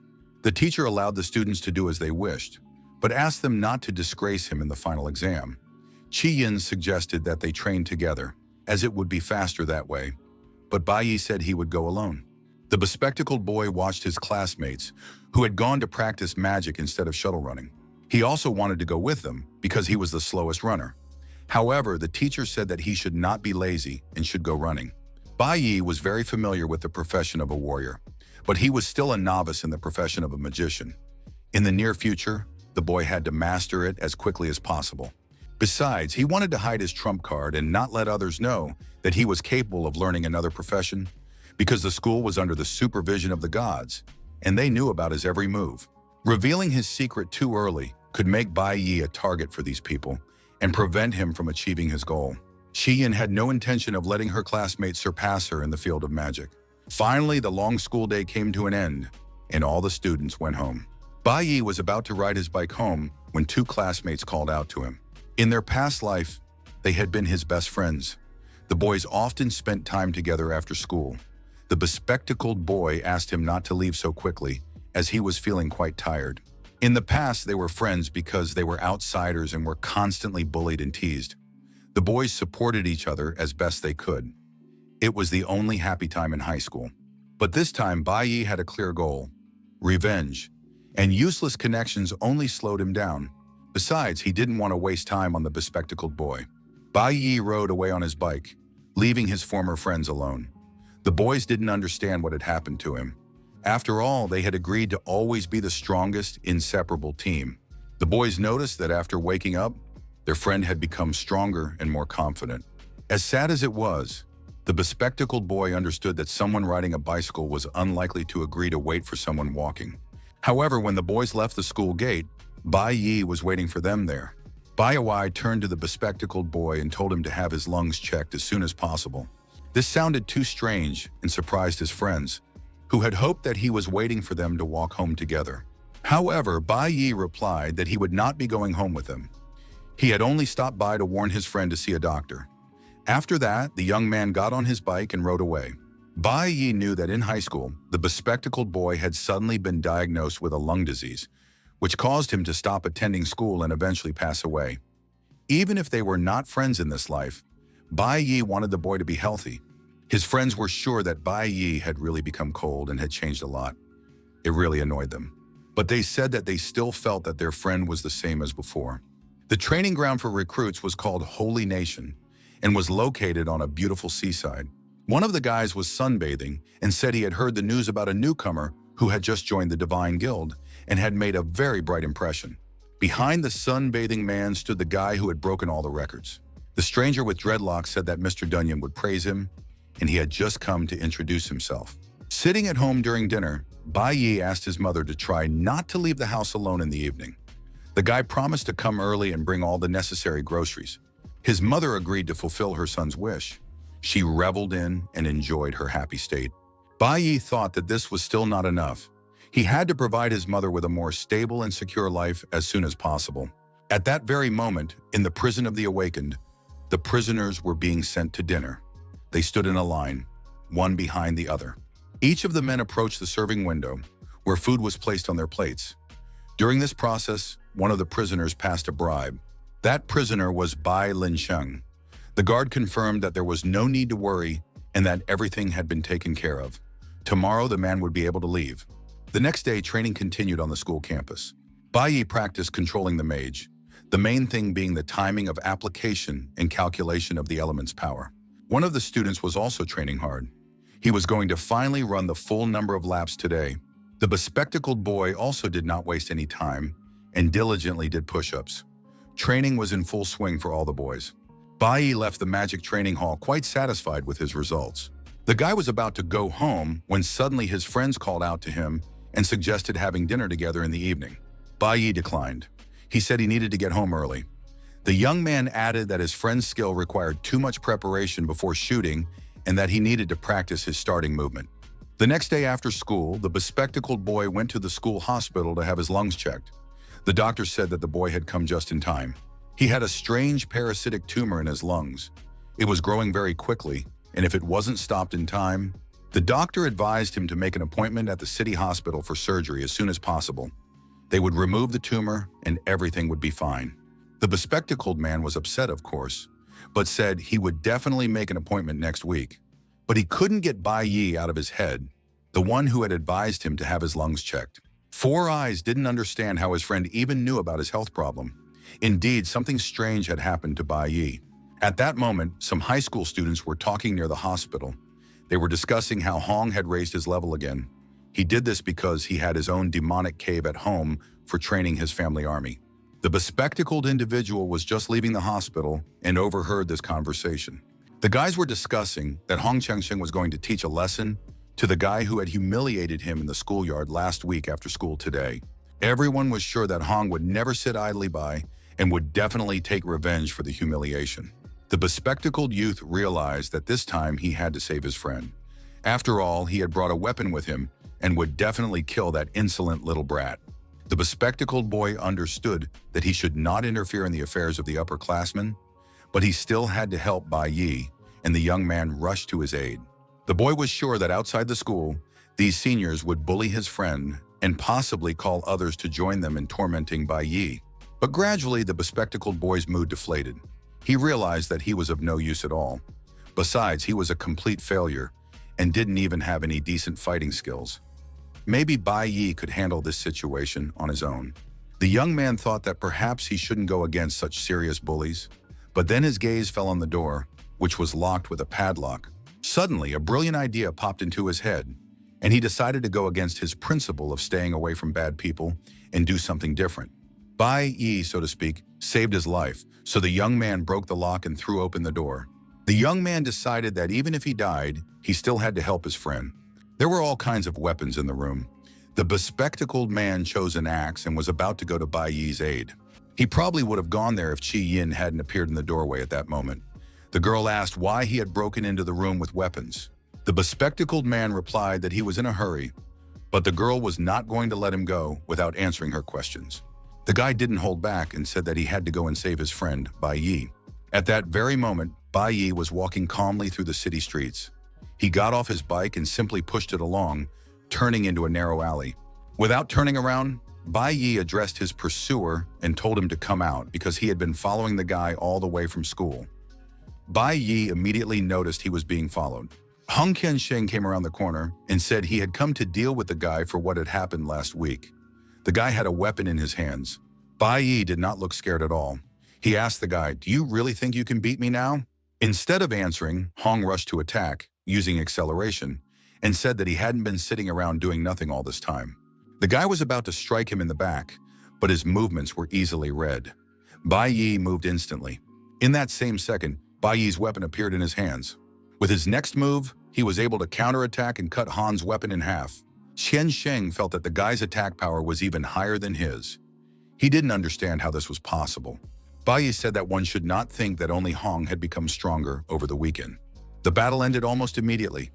Bai Yi thrust his weapon near his opponent's face, holding him tightly by the neck. This battle made a very strong impression on Hong. After long training and growth, even though they were the same age, he was facing someone he could never surpass. Qian Sheng did not understand how his opponent had been able to grow so quickly, how he had done it, and what level he was now at. The guy was very angry. He shouted that it was completely impossible because the young man had trained after school and worked hard to become better. He tried very hard. Bai Yi listened to these confessions, then asked the guy, holding a weapon to his throat, "Have you ever died?" Hong was clearly scared, but he tried to hold his ground and said, "Stop talking nonsense. Just kill me or torture me and do whatever you want." Bai Yi still had his opponent by the throat, but he knew he didn't hate him that much. The guy had followed him all this way, but he didn't attack him from behind or call his friends for help. He came alone. Hong just wanted to test his strength against Bai Yi and decided to do it fairly. Qian Sheng was very humiliated. He didn't want to listen to this nonsense and demanded that the guy kill him today. Otherwise, next time he would kill Bai Yi himself. At that very moment, the rescue team had already arrived at the scene. The guy with glasses and an axe and Qi Yin sat behind the trash cans and watched the battle. Seeing what was happening, they realized that there was nothing they could do in this fight. Bai Yi turned to his opponent and said that he had been waiting for him and offered the guy a deal. Bai Yi promised to tell him how to become stronger and faster. But in return, he wanted something from the guy. Finally, the day of the test arrived and the training week was over. All the students were gathered in the training hall. The teacher announced that the combat simulation was about to begin. In addition to the coach, the school dean and teacher Huang were also in the hall. The coach addressed the students, saying that even though it was called a combat simulation, they would be going into a real maze. Most of its power was sealed by a barrier, but there was still danger. There were many monsters in the cave, so they would have to act within their capabilities. For the safety of the students, the school assigned senior students to accompany the younger ones. Usually, these students do not participate in combat, but in case of danger, they intervene or end the simulation. All the students will be divided into teams of 4 to 5 people, where one senior student will lead 3 or 4 students into the dungeon. The students will have to choose between F-class or E-class caves. Of course, the E-class cave is very difficult, and the students are not strong enough to choose it. Failing the test can lead to a loss of academic points, so it is necessary to assess one's abilities in advance and calculate the consequences. After that, everyone began to choose the level of the maze. When the students make their choice, the corresponding teams will be formed. The coach asked those students who wanted to choose the E-class maze to raise their hands. There were very few such daredevils. Among them was Qi Yin. The bespectacled boy and his friend discussed how brave some of their classmates were to challenge the dangerous E-class. But most likely they did not have a green profession. Thus, out of the school's 180 students, only 8 chose the E-class maze. The rest of the students would be randomly assigned to the F-class maze. But at that moment, one of the students interrupted the coach. It was Bai Yi who said he wanted to challenge his school's D-class Jade Spirit maze. This was unheard of. Everyone was astonished. How could a novice venture into such a dangerous labyrinth? The teacher immediately said that no one would ever jump straight into D-class. It was impossible. But then the school dean, Hong Liang, intervened in the conversation. He said that the D-rank demon cave was too dangerous and that usually only senior students went there. However, Bai Yi replied that the school charter did not say that this cave could not be taken, and the rules of simulated combat allowed you to choose your own level. The boy argued that the school's mission was to seek out talent for the divine core, and that the main standards of talent were courage, strength, responsibility, and giftedness. The boy did not believe that the principal would deprive him of the chance to prove himself and show what he was capable of. Gigan said that school caves could only be entered in teams, but Bai Yi was going to do it alone. The dean knew that the rules were there to protect the students, and solo trips were strictly forbidden. At that moment, Chi-Yin raised her hand and said that she also chose the D-class cave. This move by the girl surprised everyone present, even though she was quite talented. The dean did not want to hear about it at all, because he was friends with Chi-Yin's father and would not be able to look him in the eye if something happened. However, the girl demanded to receive the highest score. She claimed that she just wanted to test her strength and asked not to be deprived of this opportunity. Bai Yi raised his hand again and demanded that Chi-Yin not be allowed to go to the D-class cave. He wanted to go there alone. This was turning into a real scandal. These children had awakened only a week ago and already considered themselves strong. The coach was ready to send the two of them to the D-class cave, where it would be just the two of them. Most likely, no senior would want to risk going there with them. But then one of the upperclassmen raised his hand and said he would go. The flowers of our nation, the young generation, need protection, and I am ready to protect them. The coach really liked this idea. After all, if Zilin went into the maze, he would be at ease. Chi-Yin was surprised. She knew that Zilin had almost made it into the elite school building. Bai Yi was also surprised to learn that Zilin was in the elite school building. The guy had never heard of it. In his previous life, he had never crossed paths with this young man. Xylin looked at the younger student, considering him to be another peacock who didn't know his limits, rushing to spread his feathers in front of everyone without even assessing himself. When all the teams were formed, the coach lined everyone up in front of the goal and announced that the simulation test was about to begin. The coach warned that professional equipment would be constantly monitoring all the students inside the caves, and that the entire test would be recorded. The coach encouraged the students to give it their all. He wished everyone success and a safe return. Finally, the time had come to determine which of the students would score the most points. This time, Bai Yi had to seize this opportunity. The Academy of the Awakened was built on a site once conquered by the Great Demon Cave. Both the senior and junior high schools were located above this cave, and each had its own entrance to the cave. The Great Demon Cave spawned many smaller caves nearby, which are ideal for testing students. These caves vary in difficulty and class, and students practice their professional skills in them. Most caves are controlled at levels F to D. Once the students pass through the entrance to the labyrinth, it means that a simulated battle has begun for them. The boys were very nervous before this test. The entire test will be broadcast live, and every action of the students will be recorded. Bai Yi understood that he needed to be careful and not reveal all his trump cards in the face of unknown threats, as well as in front of the cameras. It was an excellent demonic cave, and it had exactly what Bai Yi needed. The boys cautiously moved deeper inside, looking around carefully. Zilin looked very confident and relaxed. He told the younger students not to worry because he would definitely protect them, especially since he had already been through this cave with others. Chi-Yin wanted to know how strong the monsters in the D-class cave were. Zilin replied that they were approximately between levels 5 and 15.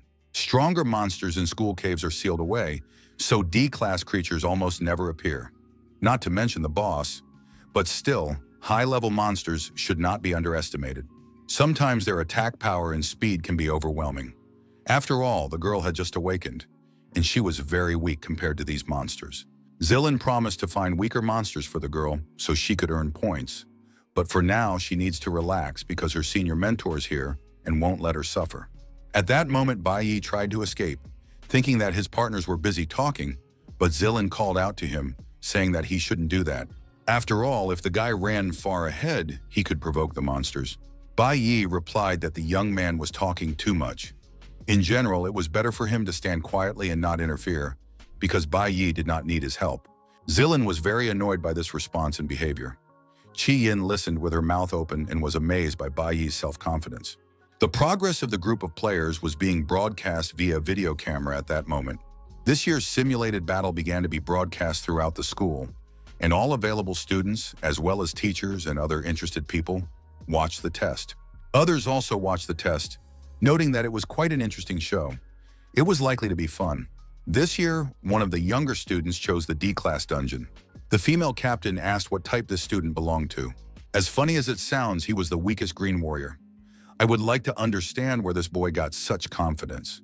Meanwhile, the bespectacled boy was shaking a tambourine to make as much noise as possible and scare away the monsters. He was in a sealed F-class demon cave and was also trying to pass his simulated battle. His classmate told the guy that he was just a spell reader. He needed to stand in the back cast buffs, and stop being so nervous. The bespectacled boy did not understand how an F-class demon lair could be so frightening. Among the low-level F-class monsters were a ferocious fang, a star leopard, and several other beasts, but their level was lower than the first. In the sealed E-class demon lair, things were no longer in order. Some of the students were injured and had to be treated. Hong Changsheng announced that if his charges couldn't handle it, he would have to deal with these demons himself. The young man rushed to attack the monster because, among other things, he wanted to outrun Bai Yi. In the sealed D-class lair, everything was going according to plan. Bai Yi was doing an excellent job of dealing with the monsters. He successfully killed the enraged main goat, which was a demonic goat. Bai Yi destroyed the monster fairly quickly without any dangerous situations. Zilin didn't even have time to notice how this kid destroyed Mene. Qian looked at her comrade with admiration. Ahead of them were some strange giant bugs with huge eyes and sharp jaws. Bai Yi said that these monsters were sealed here, so they could only use half of their power. Because of this, they weren't that difficult to deal with. Qian still couldn't calm down. Even with only half his strength, the guy was fighting a whole crowd of demons at once. The girl realized that she was still far from Bai Yi's level, but the young man advised her not to compare herself to others. The guy looked back at the beauty and said that it was better for her to be herself. Shi Yin was literally on cloud 9. She said she would definitely try, clutching the book of magic spells to her chest. Zilin was already starting to get angry and jealous, because this greenhorn had taken all the glory and recognition for himself. He said that he shouldn't get cocky and should remain cautious because this was still a D-class dungeon. As the senior member, he wanted to give the young students some advice. Qi Yin was sent to the right to defeat the monsters there. Bai Yi said that the maze with 3 caves would be difficult to navigate, so he decided to go to the left flank. Thus the group split up, but most of the cave was sealed with a huge magic lock. Zilin noted that once again, this youngster had ignored him and was not listening to the advice of his elder. Bai Yi told the girl that the monsters on the right were weaker and that she could easily handle them on her own. The simulation battle tested the abilities of each student, and in the end, Qi Yin came to the test. She should try to do something on her own. The girl wanted to get a good result. Qi Yin realized that the young man was trying to cheer her up, and inspired by his confidence, said that she would indeed deal with the demons herself. Qi Yin went to the left, while Bai Yi chose the stronger demons on the right. Zilin was offended that this young upstart was not listening to his advice, so he decided to teach the insolent boy a lesson and took out his bow. The battle was broadcast live, and all viewers could see what was happening in the various demon caves. Bai Yi attracted the most attention, as he single-handedly defeated so many monsters. The teachers tried to figure out his level, but it was only marked as E1. In addition, the teachers noted that the guy was not only capable of destroying monsters, but also of correctly building tactics. He took on the stronger demons himself and sent Qi Yin to the weaker ones. He noticed the elemental vulnerability of his opponents and directed the magical plants to deal with the star monsters. Although this was an individual test, he made the right tactical decision and seemed to have a good understanding of the situation as a whole. The coach remembered how the boy had asked him to believe in him and promised not to let him down on the exam. It was nice to realize that the boy wasn't just bragging, and now it became even more interesting to see what would happen next. Bai immediately noticed that the star monsters were mainly coming from the right cave. These monsters were not only low level, but also vulnerable to the plant element. That's why the young man decided that Qi Yin could handle such monsters. Qi Yin recited magic spells. Her face was filled with fear as a huge giant beetle approached her. But then she was able to summon a wall of vines, and the beetle was stopped by the plants. After that, the beauty added a poison effect in several additional walls. This proved to be enough, and the star beetle was successfully destroyed. Qi Yin was very happy that she had managed to defeat the monster. The girl was happy and began to believe in her own strength. When magicians reach E-class, they receive their main professional skill. Each magician has their own. Qi Yin possessed the ability to create a poisonous wall from plants. This skill allowed her to quickly grow a canvas of vines with poisonous thorns. Considering that it was her first time in the dungeon, her ability to fight high-level monsters alone, and her quick thinking in using the wall to trap the monsters spoke to her outstanding talent. Bai stood in front of the gate and realized that the truly dangerous D-class monsters must be sealed here. Now he was calm, knowing that Qi Yin could handle the demons on her own and didn't need his help. Thanks to this, Bai Yi was even going to hide his true strength during the live broadcast and get a high score. Of course, He had to take into account that the students were accompanied by cameramen everywhere. He just had to figure out how to carry out his plan in such a situation. Zilin was no longer going to help his wards because they completely ignored him. The guy thought that they had become arrogant and did not respect their senior. Since they could rely entirely on themselves, Zilin decided to prepare a surprise for them. The young man took his bow and drew the string, preparing to shoot an arrow at some target. The arrows of light were launched. The young man wanted to see how the children would cope with the complication. One of the arrows flew right past Chi Yin and frightened the girl. Of course, the arrow was not aimed at the schoolgirl, but flew deep into the cave without harming anyone. Zilin said that he just wanted to buff the girl, and she didn't need to dodge. But Chi Yin was frightened by the surprise.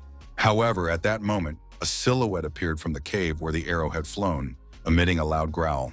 The monster moved very quickly, almost like lightning, and until the last moment, it was not clear what kind of beast it was. It was approaching Chi Yin. It was a two-headed D-class lion. The girl only had time to turn away and try to escape. As she ran, she cast her magic on the monster. However, the two-headed lion easily dealt with the poisonous vines. Chi Yin continued to attack with vines, but soon realized that they were useless in this situation. The huge two-headed lion opened its mouth, preparing to attack Chi Yin. The girl didn't have time to do anything and thought that her end had come. Zilin watched the scene with a satisfied smile, because this was exactly what he wanted to achieve. Now she would definitely ask for help, and the young man would triumphantly save his student. But at that moment, activating his swiftness, which increased his speed and reaction time, Bai Yi rushed at the two-headed lion.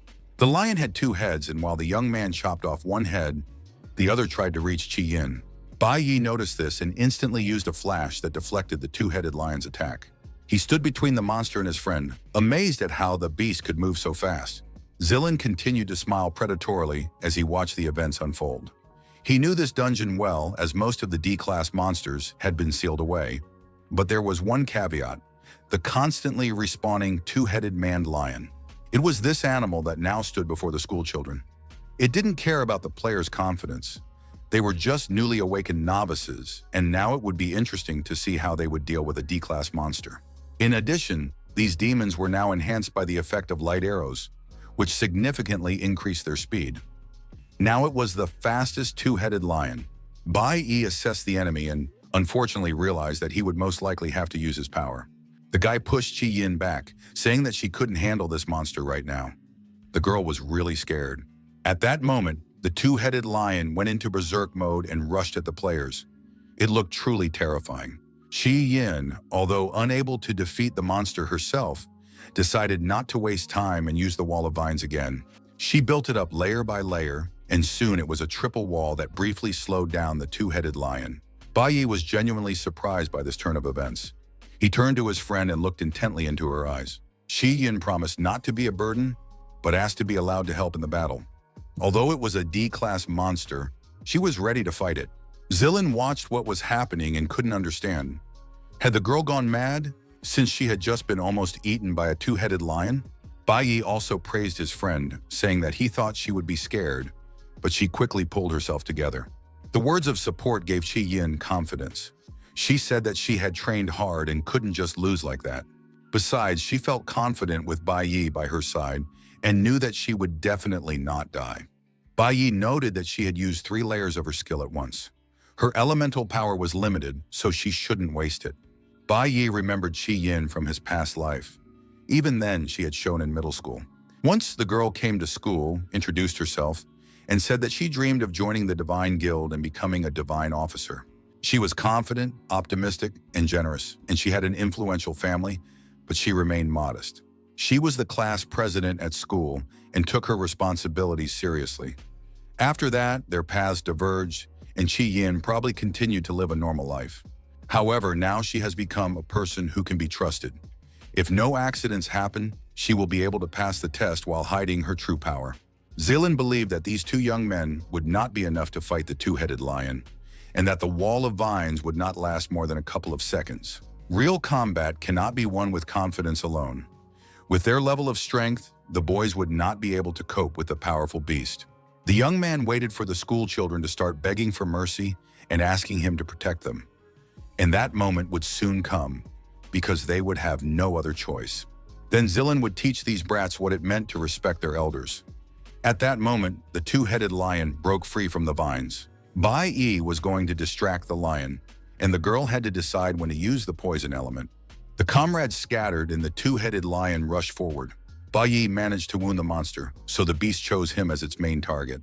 He ran away from the pursuit at full speed, and the huge demonic two-headed lion ran after him.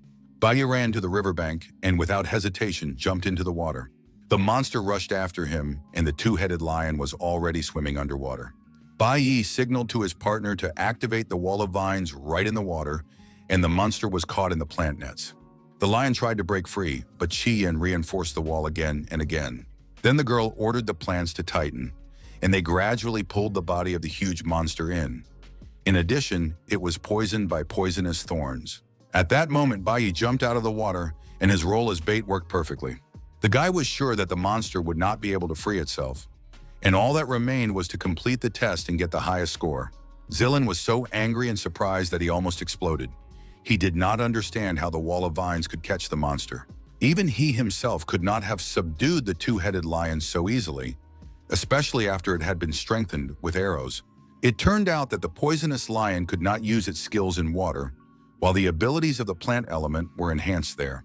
Using the simplest elementary countermeasures and teamwork, the guys easily subdued the dangerous monster.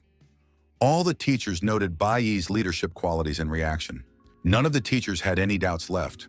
It was clear who would take first place in the simulation. Only the final blow remained. To earn points, they had to finish off the lion. When the recording was sent to the guild for verification, the player would receive the highest score in history. But at that moment, something strange and surprising happened. The live broadcast from the demonic cave was interrupted. The viewers did not understand what had happened, and the drone that had been filming everything was broken and lying on the ground. Xylan deliberately shot the camera because without video evidence, it was impossible to get the highest score on the exam. Bai Yi praised the girl's abilities, and she said that it was all thanks to him because she just followed his instructions. Bai Yi said that it was not enough to just train. You had to use one skill with many variations, and the girl did an excellent job with that. Zelen approached the guys and said that they had defeated the boss, so they could leave the pleasantries until after they had finished. The guy was clearly angry. He said he was tired of all this, turned around and walked away. Bai Yi turned to the senior and said that he understood perfectly well that the sudden strengthening of the monster could pose a huge danger to beginners.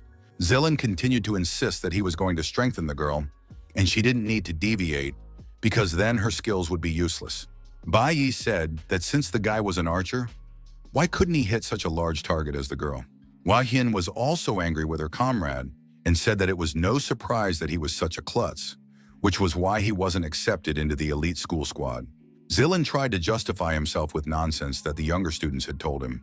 However, looking at the guys, he chickened out and said that there was no point in making a fuss. They had a long way to go, and they would see how things really were. And so the kids headed for the cave exit, with an angry and upset Zelen leading the way. Qi Yin was thinking about how much the senior's character annoyed her, but at that moment, Bai Yi crouched down and picked something up.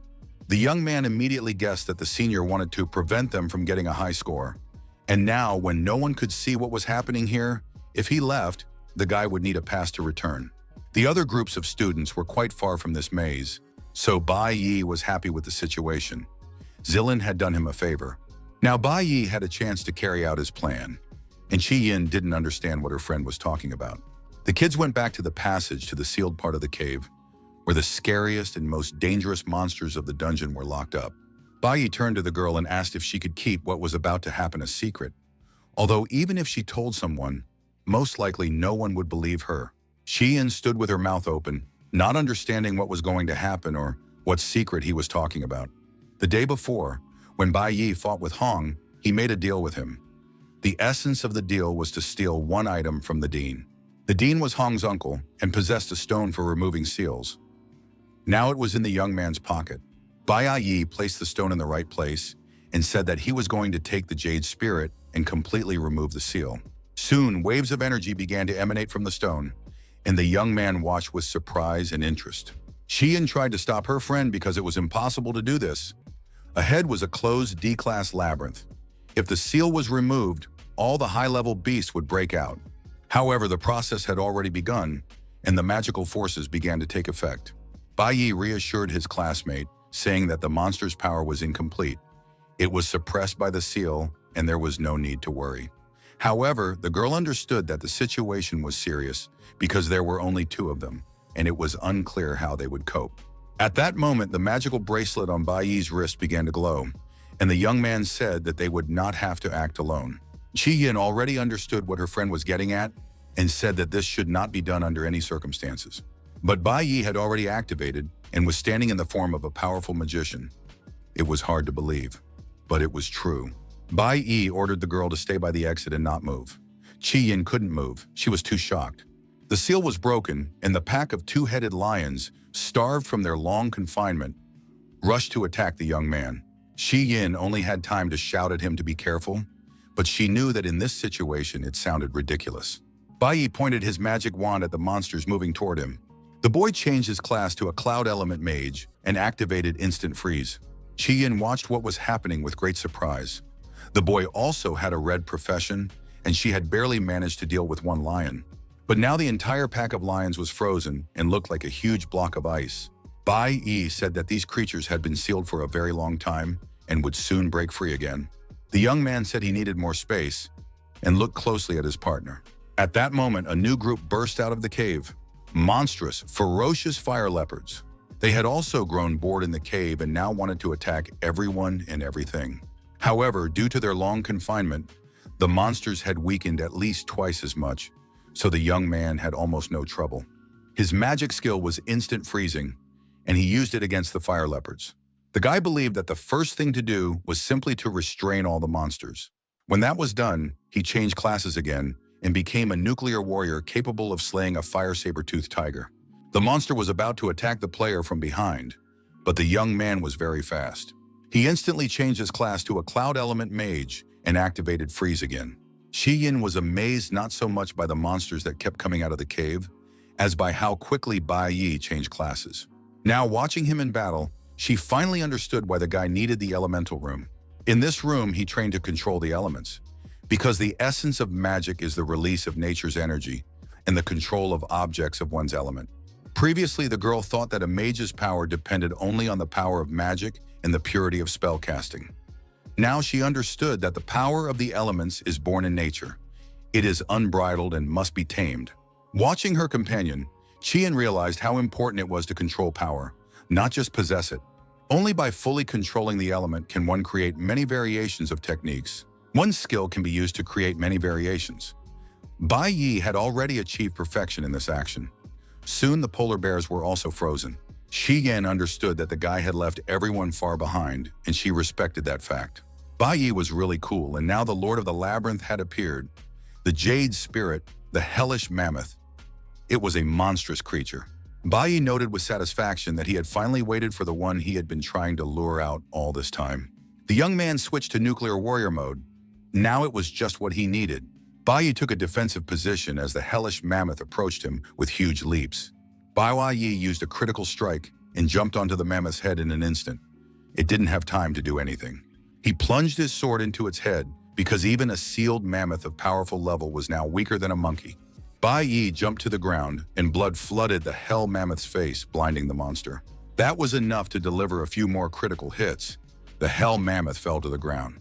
Bai Yi got into the swing of things and wanted to deliver another blow.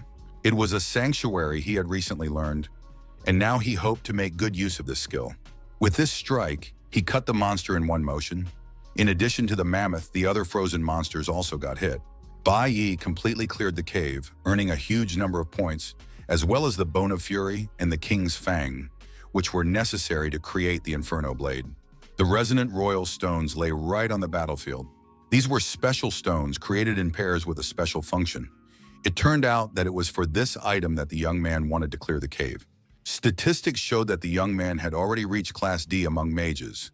An excellent result. Qi Yin still didn't know how to start the conversation. She was so shocked by what she saw that she just looked at the piles of dead monsters. Bai Yi turned to the girl, reminding her of his request. It was important to the young man that this remain their secret and that she not tell anyone. Qi Yin still couldn't find the words to comment on the situation, but she received a notification that her flower magic had been upgraded to level 7. At that moment, the teachers were going crazy.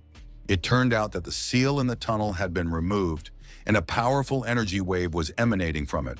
Soon Zilin, who was supposed to be protecting the younger students all this time, came out into the hallway to the teachers.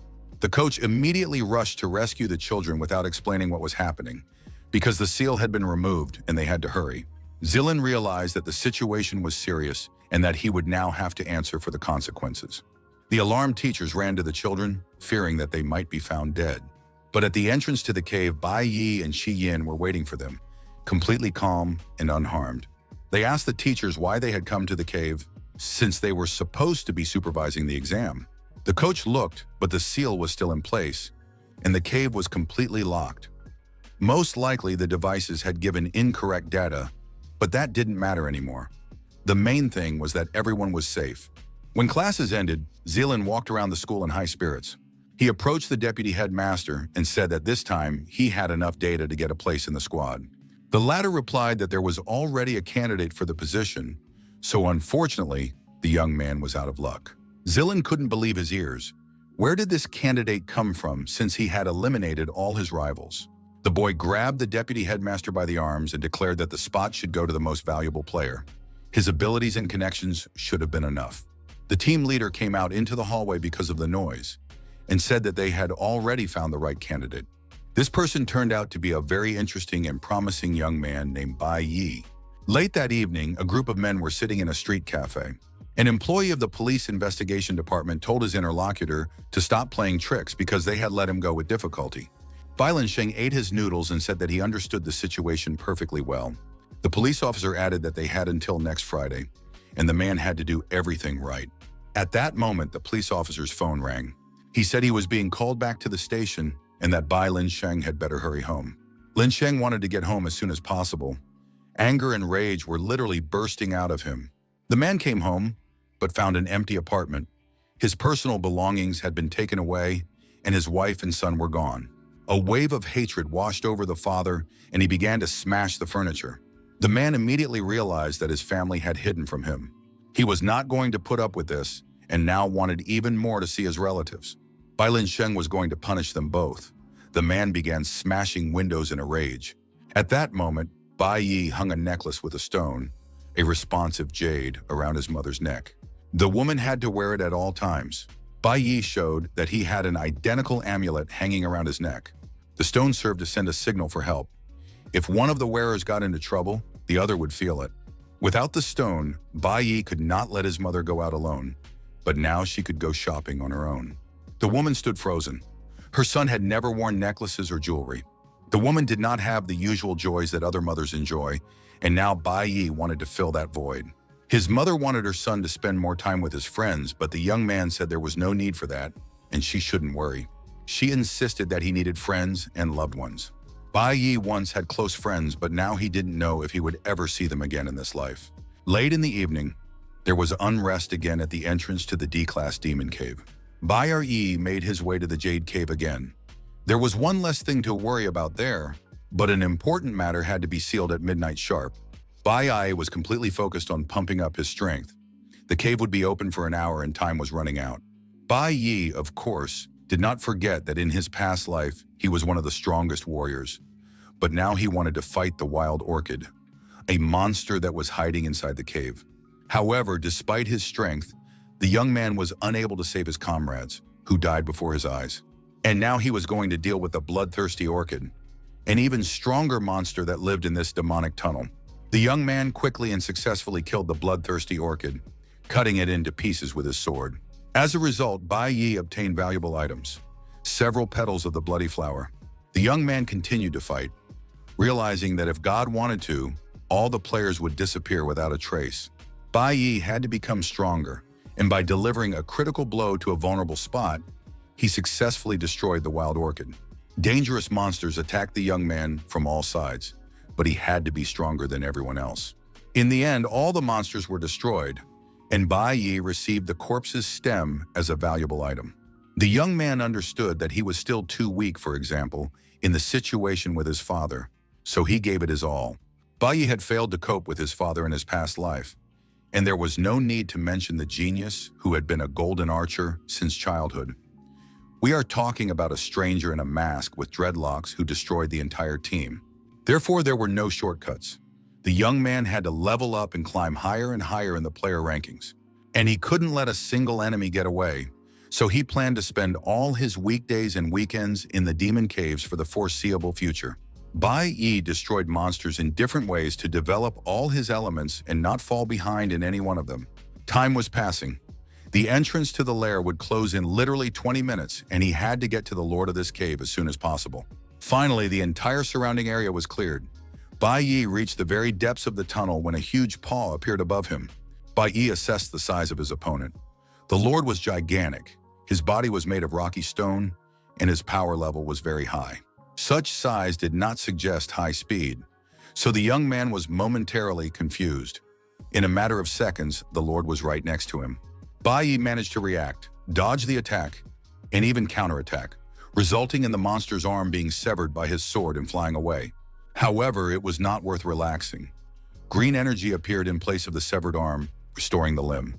Right before the guy's eyes, the healing skill kicked in, and an even more powerful arm grew back on the monster. Bai Yi was stunned. The enemy's regeneration was so strong that he had to quickly come up with a new plan of action. The lord, demonstrating his power, struck the cave walls with his new arm and split the mountain slabs with his blow. Bai Yi was gradually damaging the lord when he suddenly noticed that the bloodthirsty orchids he had recently killed were approaching him from all sides. It was unclear why these monsters had risen again. A D-class lord should not have had the skill of resurrection. These thoughts distracted Bai Yi, and he weakened his defense. At that moment, the lord of the demonic cave stabbed him with his paw. The young man did not have time to react. He understood that he needed to take decisive action. But when he looked back, he noticed another lord behind him, the twin brother of the first monster.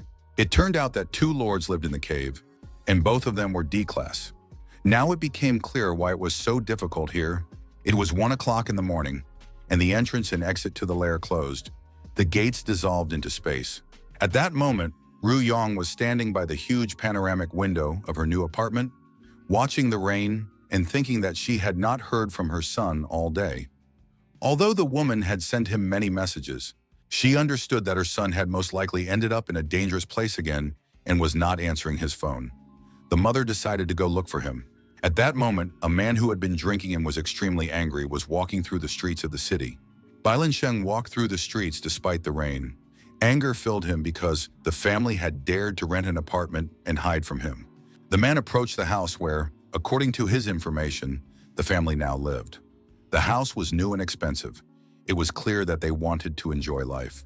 Just then, Ru Yong came out onto the street. The woman wanted to find her son, and there was anxiety in her eyes. Bai Yi continued his battle with the twins. He was already exhausted, but his opponents were not falling behind, and this was beginning to annoy him. Repeatedly killing the resurrecting monsters gave him neither experience nor items. He needed to find the source of their endless rebirth urgently, otherwise the process would never end. Bai Yi realized that it wasn't just these small orchids that had the ability to reproduce. The young man had already destroyed the lords several times and dealt them crushing blows. However, they remained alive and recovered, despite being struck in vulnerable places. The lord was able to instantly recover and heal himself.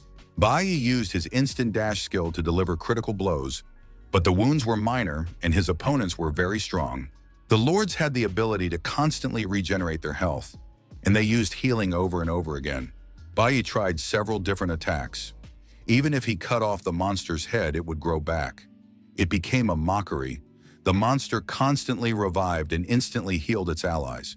Bai Yi understood that even S-class healers and above would be unable to cope with such an opponent. There was definitely something strengthening these monsters, or a huge source of healing energy. The young man decided to find out and made a sudden dash, taking advantage of the block to attack the enemy again. To his surprise, Bai Yi noticed that the lords were learning his techniques right in the middle of battle and were now using them against him. The battle continued for some time, until finally one of the lords said to the young man, "You are truly strong." The fact that the monster could speak and possessed intelligence greatly surprised Bai Yi. At that moment, the young man realized that he had found what he was looking for: the magical flower tree, which was the source of energy. Bai Yi repelled the attack of one of the lords and dodged another to get closer to the tree. Now he understood why the boss's healing had such a huge area of effect. Bai rushed towards the tree, realizing that he just needed to cut it down, while the lords tried to stop him in horror, shouting, "No!" The young man was pleased. Now he would be able to destroy the lords after he finished with the tree.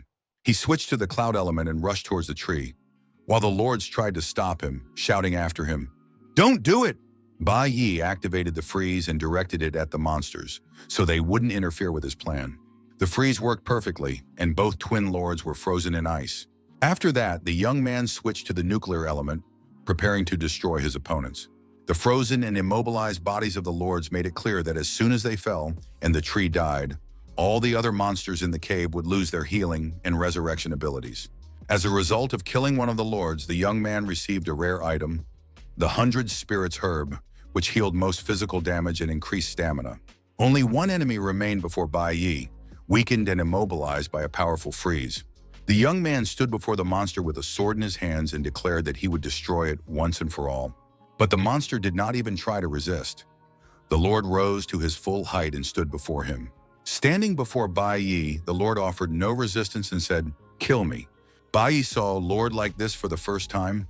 His older brother had died, and apparently the twin did not want to remain in this world alone.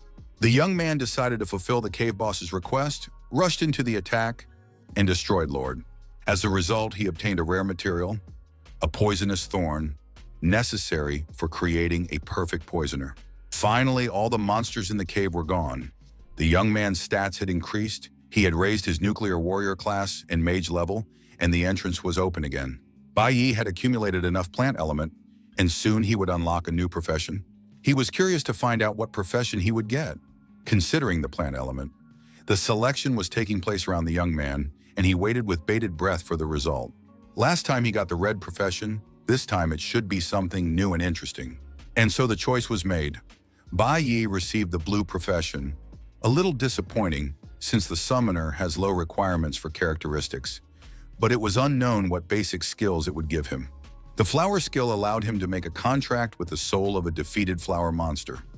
An interesting opportunity that could not be missed. Bai Yi immediately remembered the two lords he had just defeated. They were unusual creatures, intelligent and loving each other. The young man returned to the cave and made a contract with the souls of the lords, using them in his new profession, Flower Summoner. In a few moments, the contract was fully activated. Bai Yi turned to the twin brothers, saying that he liked them very much and would like to work with them in the future. The young man called the lords closer to examine them and explain the essence of the tasks they would have to perform. The summoned lords looked magnificent. One could say they were happy and ready to serve their master faithfully. At that moment, the man was standing in the pouring rain, about to enter the doorway, when the phone rang. He was extremely dissatisfied. Who could be calling at such a time and disrupting his plans?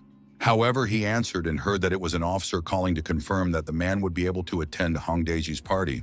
The man turned around and headed in the specified direction, deciding to prepare a luxurious gift. He wasn't going to miss the chance to return to the guild. The man's mood improved. Today really seemed to be a great day. While he had some free time, he hummed a tune with a long knife in his hands and went to visit his beloved.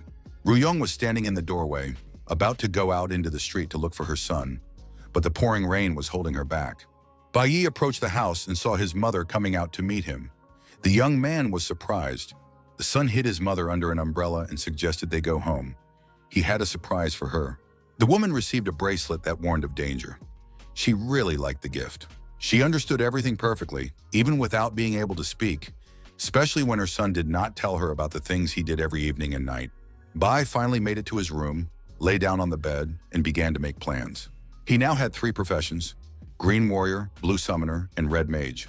2 of them had already reached D class, but that was still not enough. In his previous life, the boy had been sent to prison on the 21st, and today was already the 10th. His father was due to be released in 5 days, but given his character, it was unlikely to go smoothly. Just in case, Bai Yi prepared a bracelet and paired stones to protect his mother from danger as much as possible. The next morning, despite it being his day off, the young man went to the entrance of the demonic cave. He understood that running away from problems forever was not the answer. Before moving on, he needed to become stronger. By lunchtime that same day, he was back in the new labyrinth, realizing that he couldn't waste a minute and needed to raise his profession level to C class as soon as possible. Now he was back at the hidden dungeon, designed for a class with an unknown danger inside. By the evening of the same day, the dungeon had been cleared, and Bai Yi wanted to become stronger than his father before their next meeting. Sunday evening brought unexpected news. The young man received a new title from an important loaner and a hero's key. Bai Yi didn't even know what it was. The next day was Monday morning, and another day of classes was held at the Academy of the Awakened. Teacher Huang announced that the final exam grades would be announced today. Shi Yin and Bai Yi from their class took first and second place in the entire school, and Bai Yi's results were sent to headquarters for careful analysis. The result was recognized as the highest in history, and the winners were granted the right to level up. Thanks to Bai Yi's success, the students also earned the right to an audience with the Divine Guild. This was amazing news. All the students whispered with excitement and envy, because such an honor is not given to everyone, even the most famous players. Bai Yi did not expect such a pleasant surprise. Finally, he would be able to meet them in person. His school friend was moved to tears. He knew that if Bai Yi started to get cocky, he would forget those with whom he had spent his childhood. The bespectacled boy was sure that his friend would shine in the near future. The schoolboy sat pensively in the office, not understanding why the young man did not want to go with the winners. Hong Changsheng continued to refuse, even though his uncle offered to take him to headquarters with the winner under the pretext of joining the level up. The boy persistently refused. He had only taken third place and believed that if he did not deserve it, he was not worthy of going there. Moreover, he did not want others to think that Changsheng was dependent on his uncle. The dean was pleased. He said that the boy's father would be happy to see how well his son was growing up. Changsheng asked his uncle to help him gain access to the D-class demon cave behind the mountain. He wanted to become stronger, relying only on his own strength, and planned to train even more. At that time, in the principal's office, Zilin begged to be allowed to go on a level-up quest, as he was the only descendant of the Yang family. The director did not want to agree. If the boy was the only heir, why did he act so ugly and impulsive? If the young man was so concerned about the family's honor, he should explain his behavior during the test. The director accused Zilin of strengthening the monster with an arrow and attacking his comrades. He was really angry. He told the young man that the academy's leadership was not stupid and could see through such pathetic tricks.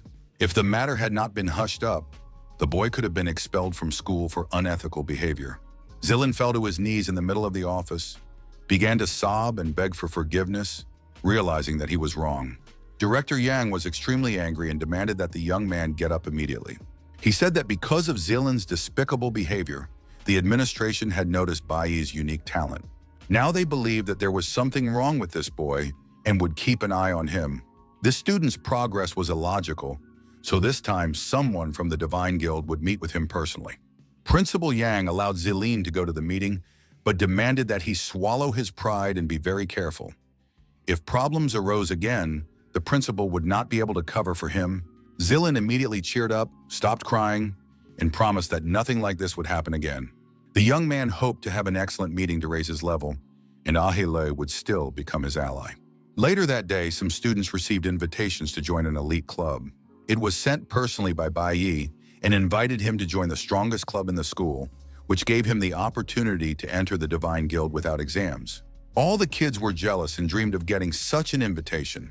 The club was the only one that had won a gold medal in recent years.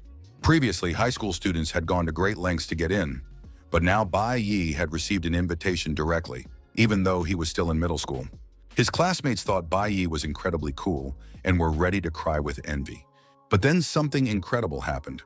Bai Yi took the invitation and threw it in the trash. The guys decided that the young man had gone mad and become a complete fool if he refused such an opportunity. One classmate sat enviously by the trash can and stared at the discarded invitation because it was a great opportunity. But there was no point in taking it. It was personalized and the club wanted to see Bai Yi specifically. The bespectacled boy was almost certain that his friend would decline, as he was currently focused on something else. It was already late Monday evening when Bai Yi went to the backyard after school in search of a new dungeon. He arrived at the right place and learned that access to D-class magic marks had been granted. Hong Qinsheng said that no one would come here at night, so he could go in without worry. Bai Yi wanted to go alone, hinting to his new friend that there might be very strong monsters inside and that Hong would be better off starting with something easier. Bai Yi promised to teach the guy combat skills and ways to quickly gain strength in exchange for access to the school's magic seals. The young man did not expect his new friend to immediately gain access to all D-class seals. Hong Kyung-sheng really wanted to level up and become stronger. He didn't succeed in everything, but he tried to cope on his own. Bai Yi analyzed his situation and statistics while Hong fought monsters. The young man realized that he would not be able to unlock a new exclusive profession until he met certain conditions. Bai Yi had already killed almost all the monsters in the area, because now school was his only way to level up. The next day, several more invitations to other elite clubs ended up in the trash. And again, after school, the boy fought monsters and trained Hong Chen-sheng in exchange for seals. The higher the profession level, the more experience was required to level up after D-class. Progress was much slower, but Bai Yi continued to fight monsters on his own. Hong was angry that his friend had interfered in the middle of the battle, but Bai Yi believed that if he hadn't intervened, his classmate would have lost. On Thursday after school, the guys were doing the same thing in the same place, and finally Hong was able to raise his level to D-class. The boy decided to leave the demon cave. He had reached his desired level, and now he wanted to go through the caves alone. It was more interesting than acting with a bodyguard. Bai Yi was also happy to be left alone. His main profession had reached S-class, and his overall level had been raised. By this point, the young man already had enough strength to deal with his enraged father in case of a sudden encounter. In the evening at home, his mother tried to strike up a conversation, asking if Bai Yi had a girlfriend. The young man replied that of course he didn't, because he was just a high school student and wasn't interested in that at all. However, his mother was convinced that his late arrivals home were related to either love or friends. She would be happy if her son had someone close to him, because otherwise he might miss his chance and regret it for the rest of his life. Bai Yi had once had a girlfriend who was dear to him. Lin Yue was an L-class assassin in her past life and possessed the element of lightning. The girl showed tenderness towards Captain Bai Yi, trying to pretend that she was not interested in him. There was some chemistry between them, although their relationship remained friendly and professional. Bai Yi did not want to disrupt the team's spirit and treated the girl with great care. He refused to carry her in his arms and pretended not to understand her hints, although in reality, he liked her very much. In his past life, the young man met Lin Yue after his teacher rescued him from death row. This meeting took place in the capital, and the young people met completely by chance. Bai Yi decided that the girl was probably somewhere in the city, but in this life, it would be difficult for them to meet again. He only had memories of his past life, and even if they did meet, there would be nothing between them because of the large age difference. The head of the Golden Group was sitting in her room at that time, saddened by what was happening.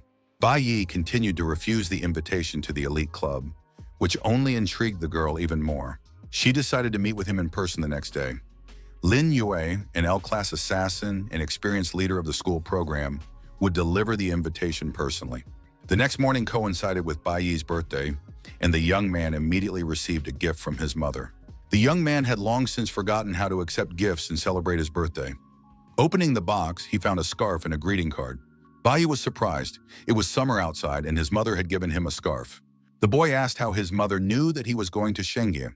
Ruin replied that the difference in temperature between day and night there was huge, and her son needed to take care of himself. Bai Yi realized that his mother had always understood what he was doing, but she didn't pester him with questions, giving him complete freedom.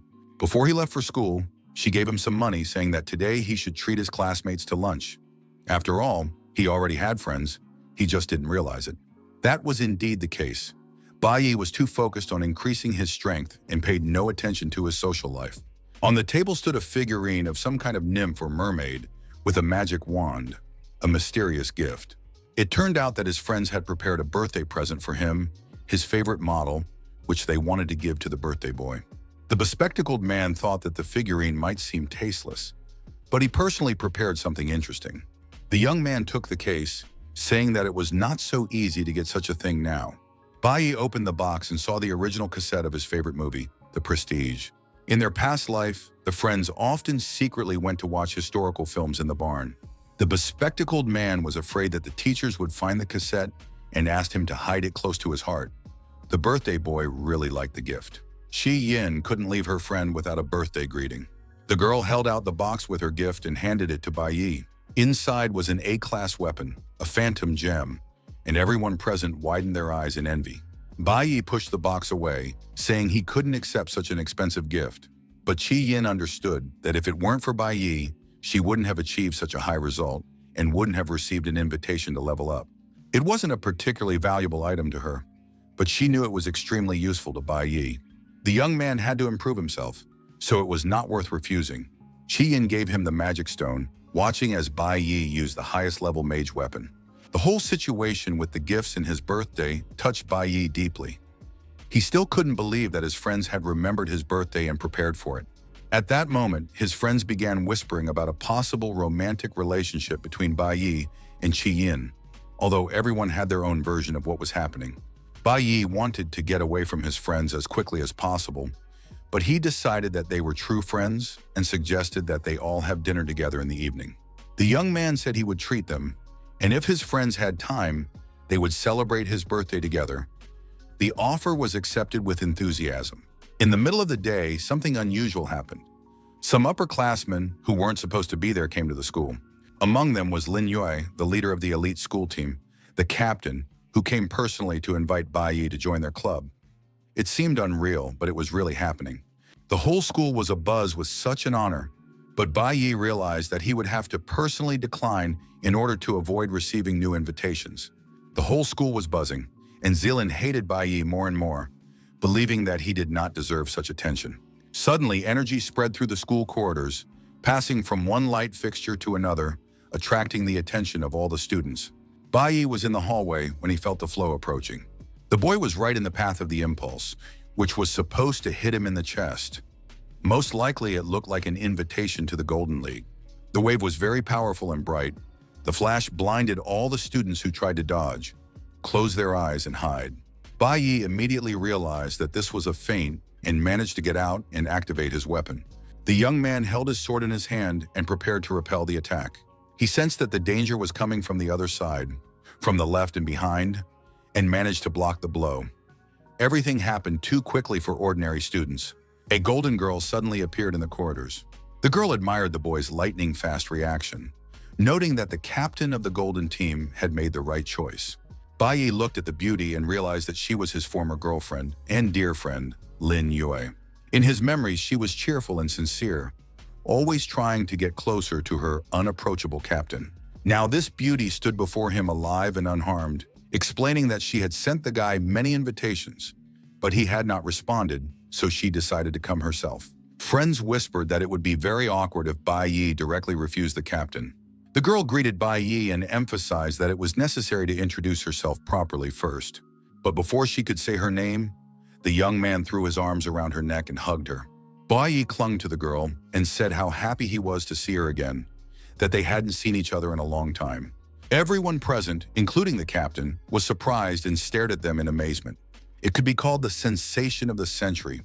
Young people hugging in front of everyone, and the age difference seemed insignificant.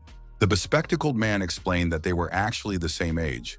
Lin Yue had simply been late for school and had entered high school early.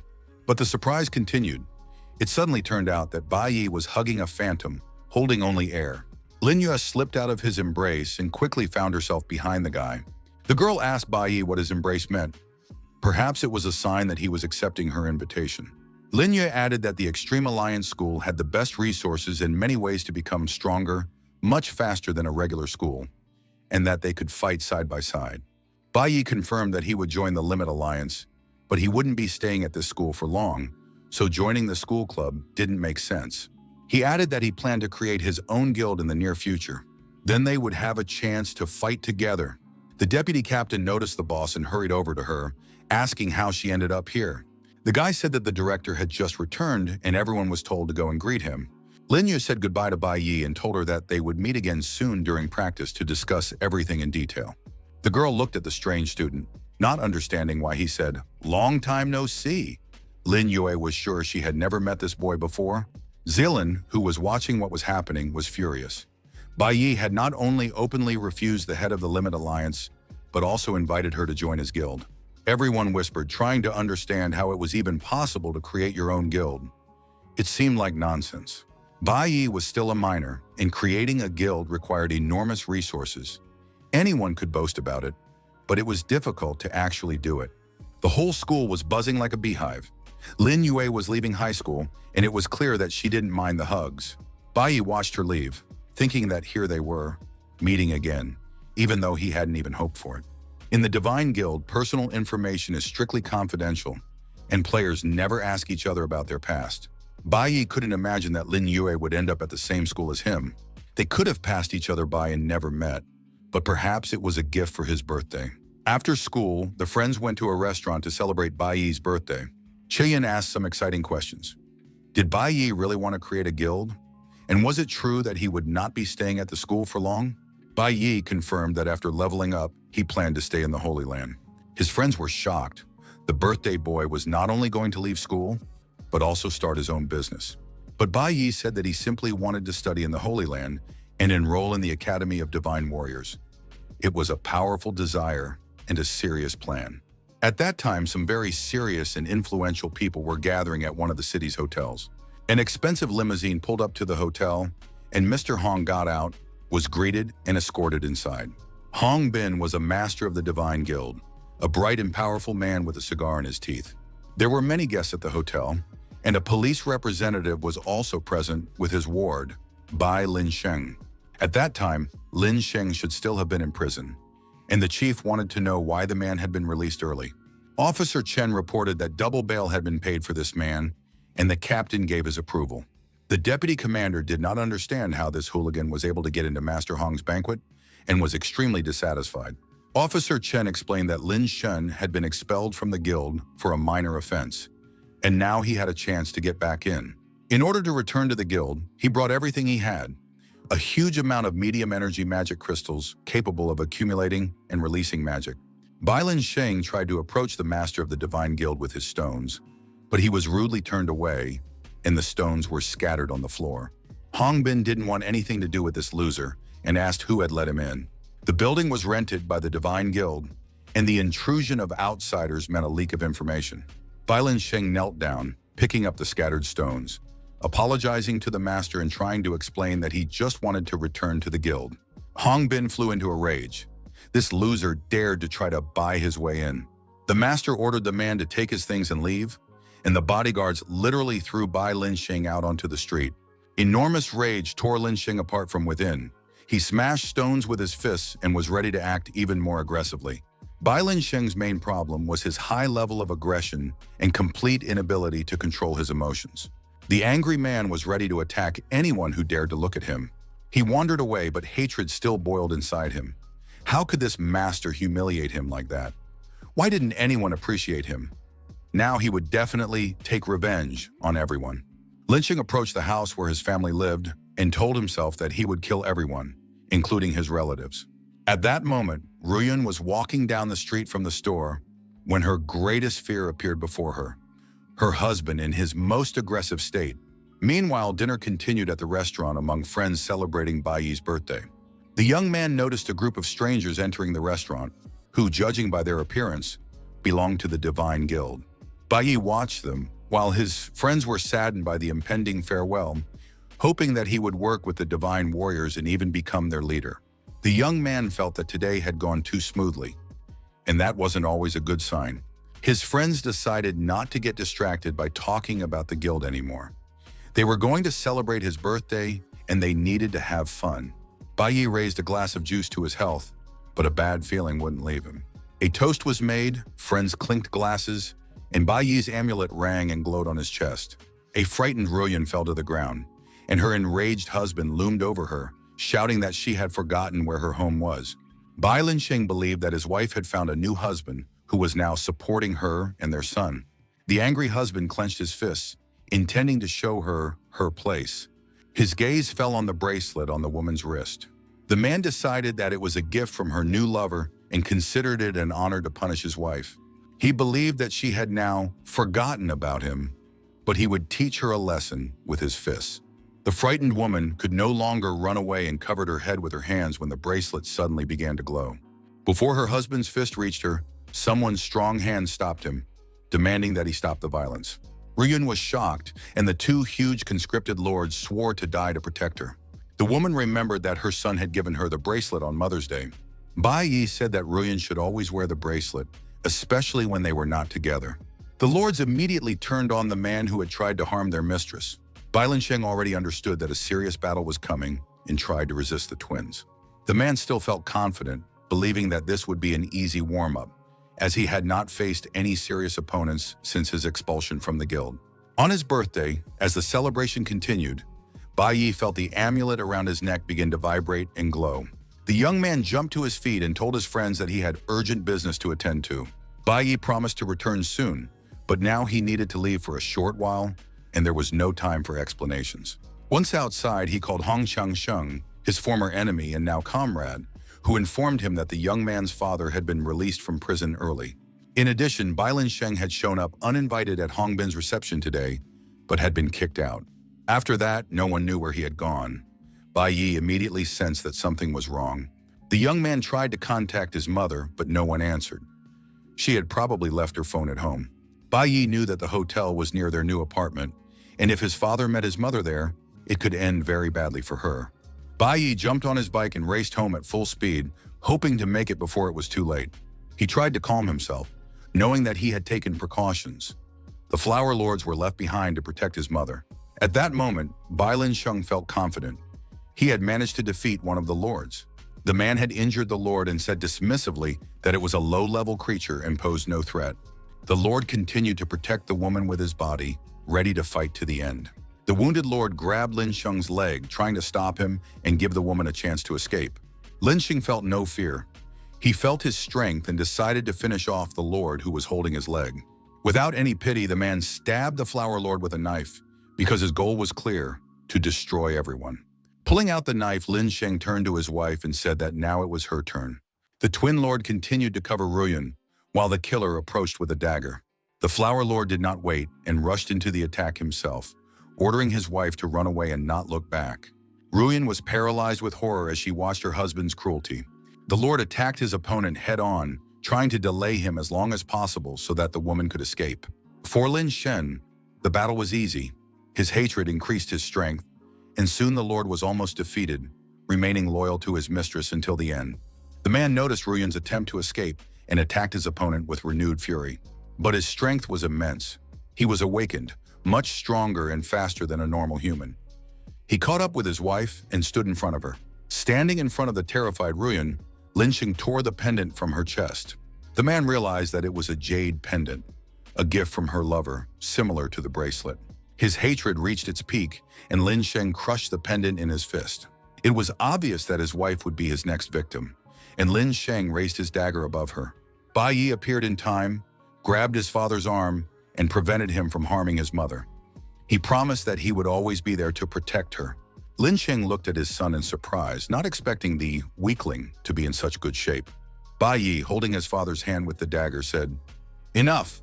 Memories from his past life flooded back. A frightened boy begged his father to stop hitting his mother, but the man did not listen and continued to beat the woman. Linsheng struck again, taking out his anger on his family, while Bai Yi was too weak to do anything. Last time, all he could do was cry and beg his father not to hurt his mother. This happened on a school holiday when his mother took her son to an amusement park, forgetting to warn his father. That day, everything had gone wrong for the man at work, and when he returned, he took his anger out on his family. The beast inside the man broke free, and he almost killed his mother. The boy witnessed this, and the shock caused him to awaken. He reached a new level. Bai Yi's profession changed to that of a golden holy warrior. Then he lost control, took the chain his father usually used to punish him, and turned it against him. With this chain, he killed his father without a shred of remorse. But it was impossible to bring his mother back, and it was all too late. In this life, Bai Yi would not allow such tragedies to happen again. He was sure that he would not be too late and would do everything in time. At that moment, he broke his father's sword with his bare hands. Bai Linsheng saw the remains of his weapon. A new wave of anger and aggression rose in Linsheng. He did not expect his own son to be his enemy. But now the man decided to kill both of them, the mother and son who deserved it. Bai Yi was ready, drew his weapon, and calmly awaited his father's attacks. Before Linsheng could think of anything, his son delivered several precise blows. The man flew several meters and lay on the asphalt, coughing up blood. He barely regained consciousness, but noticed that his son was holding his Hongwu dagger, stolen from the safe. Ruyan, although worried about her son, already looked calmer as she watched what was happening. The flower lords began to recover and heal their wounds. Bai Yi ordered the twin lords to take care of their mother and take her to a safe place. Lin Sheng realized that these creatures had been summoned by his son, which piqued his interest. He realized that Bai Yi was unique, a dual elemental, a nuclear warrior, and a flower summoner. The man was proud of his son. Such talent at such a young age was rare. The father approached, reasoning that talent could be inherited, but the boy did not ask for permission and opened the safe. At the same time, it should not be forgotten that all this happened because of his son, who acted decisively and without delay. Lin Sheng was not going to turn a blind eye to this and did not want to forgive his talented son. Now this brat had become a double professional, decided that he was grown up and strong, and dared to disobey his father. The man spewed anger and aggression, and suddenly it seemed as if he had dissolved into space. Bai Yi instantly changed his profession and became a cloud mage. He activated the freeze, and the entire space, previously shrouded in red mist, turned into solid ice. Lin Sheng did not understand where the ice came from and was stunned. His body was completely frozen, only his head peeking out of the ice. Bai Yi calmly approached his father and said that he was mistaken. He did not have a dual profession. The young man stood close to the man, who could now only blink his eyes. Bai Yi brought his head close to his father's ear and said that no matter how many professions he awakened, it had nothing to do with him. Lin Sheng watched apprehensively as the ice gradually engulfed more and more of his body. Bai Yi said that in his eyes his father was a void, and he was ashamed to be related to him. Hearing this, Lin Sheng activated his inner strength and began to destroy the ice, saying that his son had become conceited after a little praise. But the boy had only recently awakened, and the man was an S-class fighter, hardened in battle. Lin Sheng broke free from the ice, ready to show who was boss. Bai Yi was ready and just waiting for the right moment with his sword in his hands. In the next moment, the young man slashed his father with his blade. His father tried to cover his chest with his hands. The blow was so powerful that Lin Sheng felt the pressure and strength of his son upon him. He avoided a fatal wound, but the blow broke through his defense. Incredible for a novice boy. The blade pierced the man's chest, and blood spurted in all directions. Lin Sheng fell to his knees, unable to comprehend how this could have happened, since Bai Yi had only just awakened. Bai Yi stood over his father and declared that today they were no longer father and son. Lin Sheng, holding the blood with his hand, listened as his son said that his mother would no longer have anything to do with him. Bai Yi declared that from now on his father was nothing to him. The man sat on his knees, either laughing or crying. Lin Sheng said that he had worked his whole life to bring money into the house and feed his family. He insisted that Bai Yi would always be his son and that this could not be changed. The boy listened calmly, without reacting. Suddenly, the man gathered his last strength and lunged at his son in a frontal attack. The powerful kick was strong, but Bai Yi confidently caught up with his opponent and struck back. The young man then delivered a series of precise blows, and his father was unable to resist. One question remained in Lin Sheng's mind. Why couldn't he do anything, since he was an S-class fighter? Bai Yi leaned over the man to deliver the final blow, declaring that his father was no match for him. For years, Lin Sheng had proven his place in the family through violence and fear. He beat his son and wife, calling the boy pathetic and worthless. Now Bai Yi was strong enough to teach his father a lesson and show him that he was unworthy of being called a man. Ruyan was terribly frightened, but she understood that her son was in no danger. Bai Yi pressed his father's head firmly to the ground, and his father began to appeal to his son's conscience, reminding him of their kinship. Lin Sheng claimed that he had raised his son and that they should not forget their blood ties. But words about kinship did not bring joy to Bai Yi, and old grievances flared up again. When his father beat him and his mother, he did not think about their kinship. When Lin Sheng was 7, he tore off a piece of his son's ear. Once he beat the boy, destroying everything around him. The child begged him to stop and promised not to upset his father. The man continued, causing serious harm to the child, and tore off his ear. It is impossible to forget how many times he beat his mother because of food, work, or his bad mood. Therefore, it was pointless to talk about kinship now. Bai looked down on his father, trying to understand what kind of kinship he deserved. After everything he had done to his family, it was hard to imagine what the man could expect. Bai Yi saw before him a pathetic man who had once terrorized his family. He tried to understand whether this man deserved to be called a father. Lin Sheng, unable to get up from his knees, began to beg for forgiveness, saying that he understood his mistakes and would never repeat them. Bai Lin Sheng literally knelt with his head pressed against the ground and begged his son for forgiveness, repeating that he was to blame. Bai Yi looked at his father and remembered that the last time the man had said the same thing when he realized he couldn't handle his son. That time, the man immediately fell to his knees and began to beg for forgiveness. Bai Yi believed his father's words, deciding that the man was truly repentant. But in the next moment, his father lunged at his son with a huge knife in his hands. Bai Yi was sure that once a person picked up a knife, they would not put it down. At that moment, the young man's adrenaline was literally skyrocketing. This stress increased his energy even more, and suddenly another evolution took place. He received the power of pure earth. The woman looked at her child. She was very worried about her son and wanted this nightmare to end as soon as possible. The purpose of the power of pure earth was to make the criminal repent. If this was impossible, the energy acted in such a way that the person could never do evil again. And now Lin Sheng was lying on the ground, bleeding profusely. His arm was badly damaged. The man continued to talk to his son, begging him not to kill him and to calm down, because they were father and son. Bai Yi did indeed begin to calm down slowly, although his adrenaline was still high. The young man immediately switched his energy, activated the freeze, and directed it at his father. The ice plugged the man's mouth, preventing him from continuing to whine, beg, and appeal to the boy's conscience and feelings. Bai Yi raised his sword above his head, saying that in his past life, his father had already died by his hand, so he would die again in this life as well. But suddenly the young man heard a cry, "Bai Yi, stop!" Bai Yi couldn't understand who was speaking. The voice was clearly female, but whose was it? In fact, it was his mother's voice. The woman had not spoken for many years, but now her voice was transmitted to the plant lord. His mother told her son not to be like his father and to stop this cruel punishment. The woman was sure that her husband had already lost everything he could be proud of. From now on, every day of his life would be filled with regret and bitterness. That would be the ultimate punishment for Lin Shen. The woman was absolutely firm and confident. She said she didn't want to see what was happening. But most of all, the mother did not want to see her son become like his biological father. And even more so, the woman did not want to see her only and beloved son, her protection and support, spend the rest of his life in prison. Bai Yi thought about it for a while, then agreed that his mother was absolutely right. The young man was ready to listen to her this time. Bai Yi promised his mother that he would not kill his father. However, he would make sure that his father could never come near them again. This was a skill he had learned in a previous life, and now the young man activated his dagger. The boy used the double-edged sentencing skill.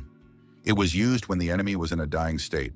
The skill released all the accumulated power and could either completely destroy the enemy or completely deprive them of their magic.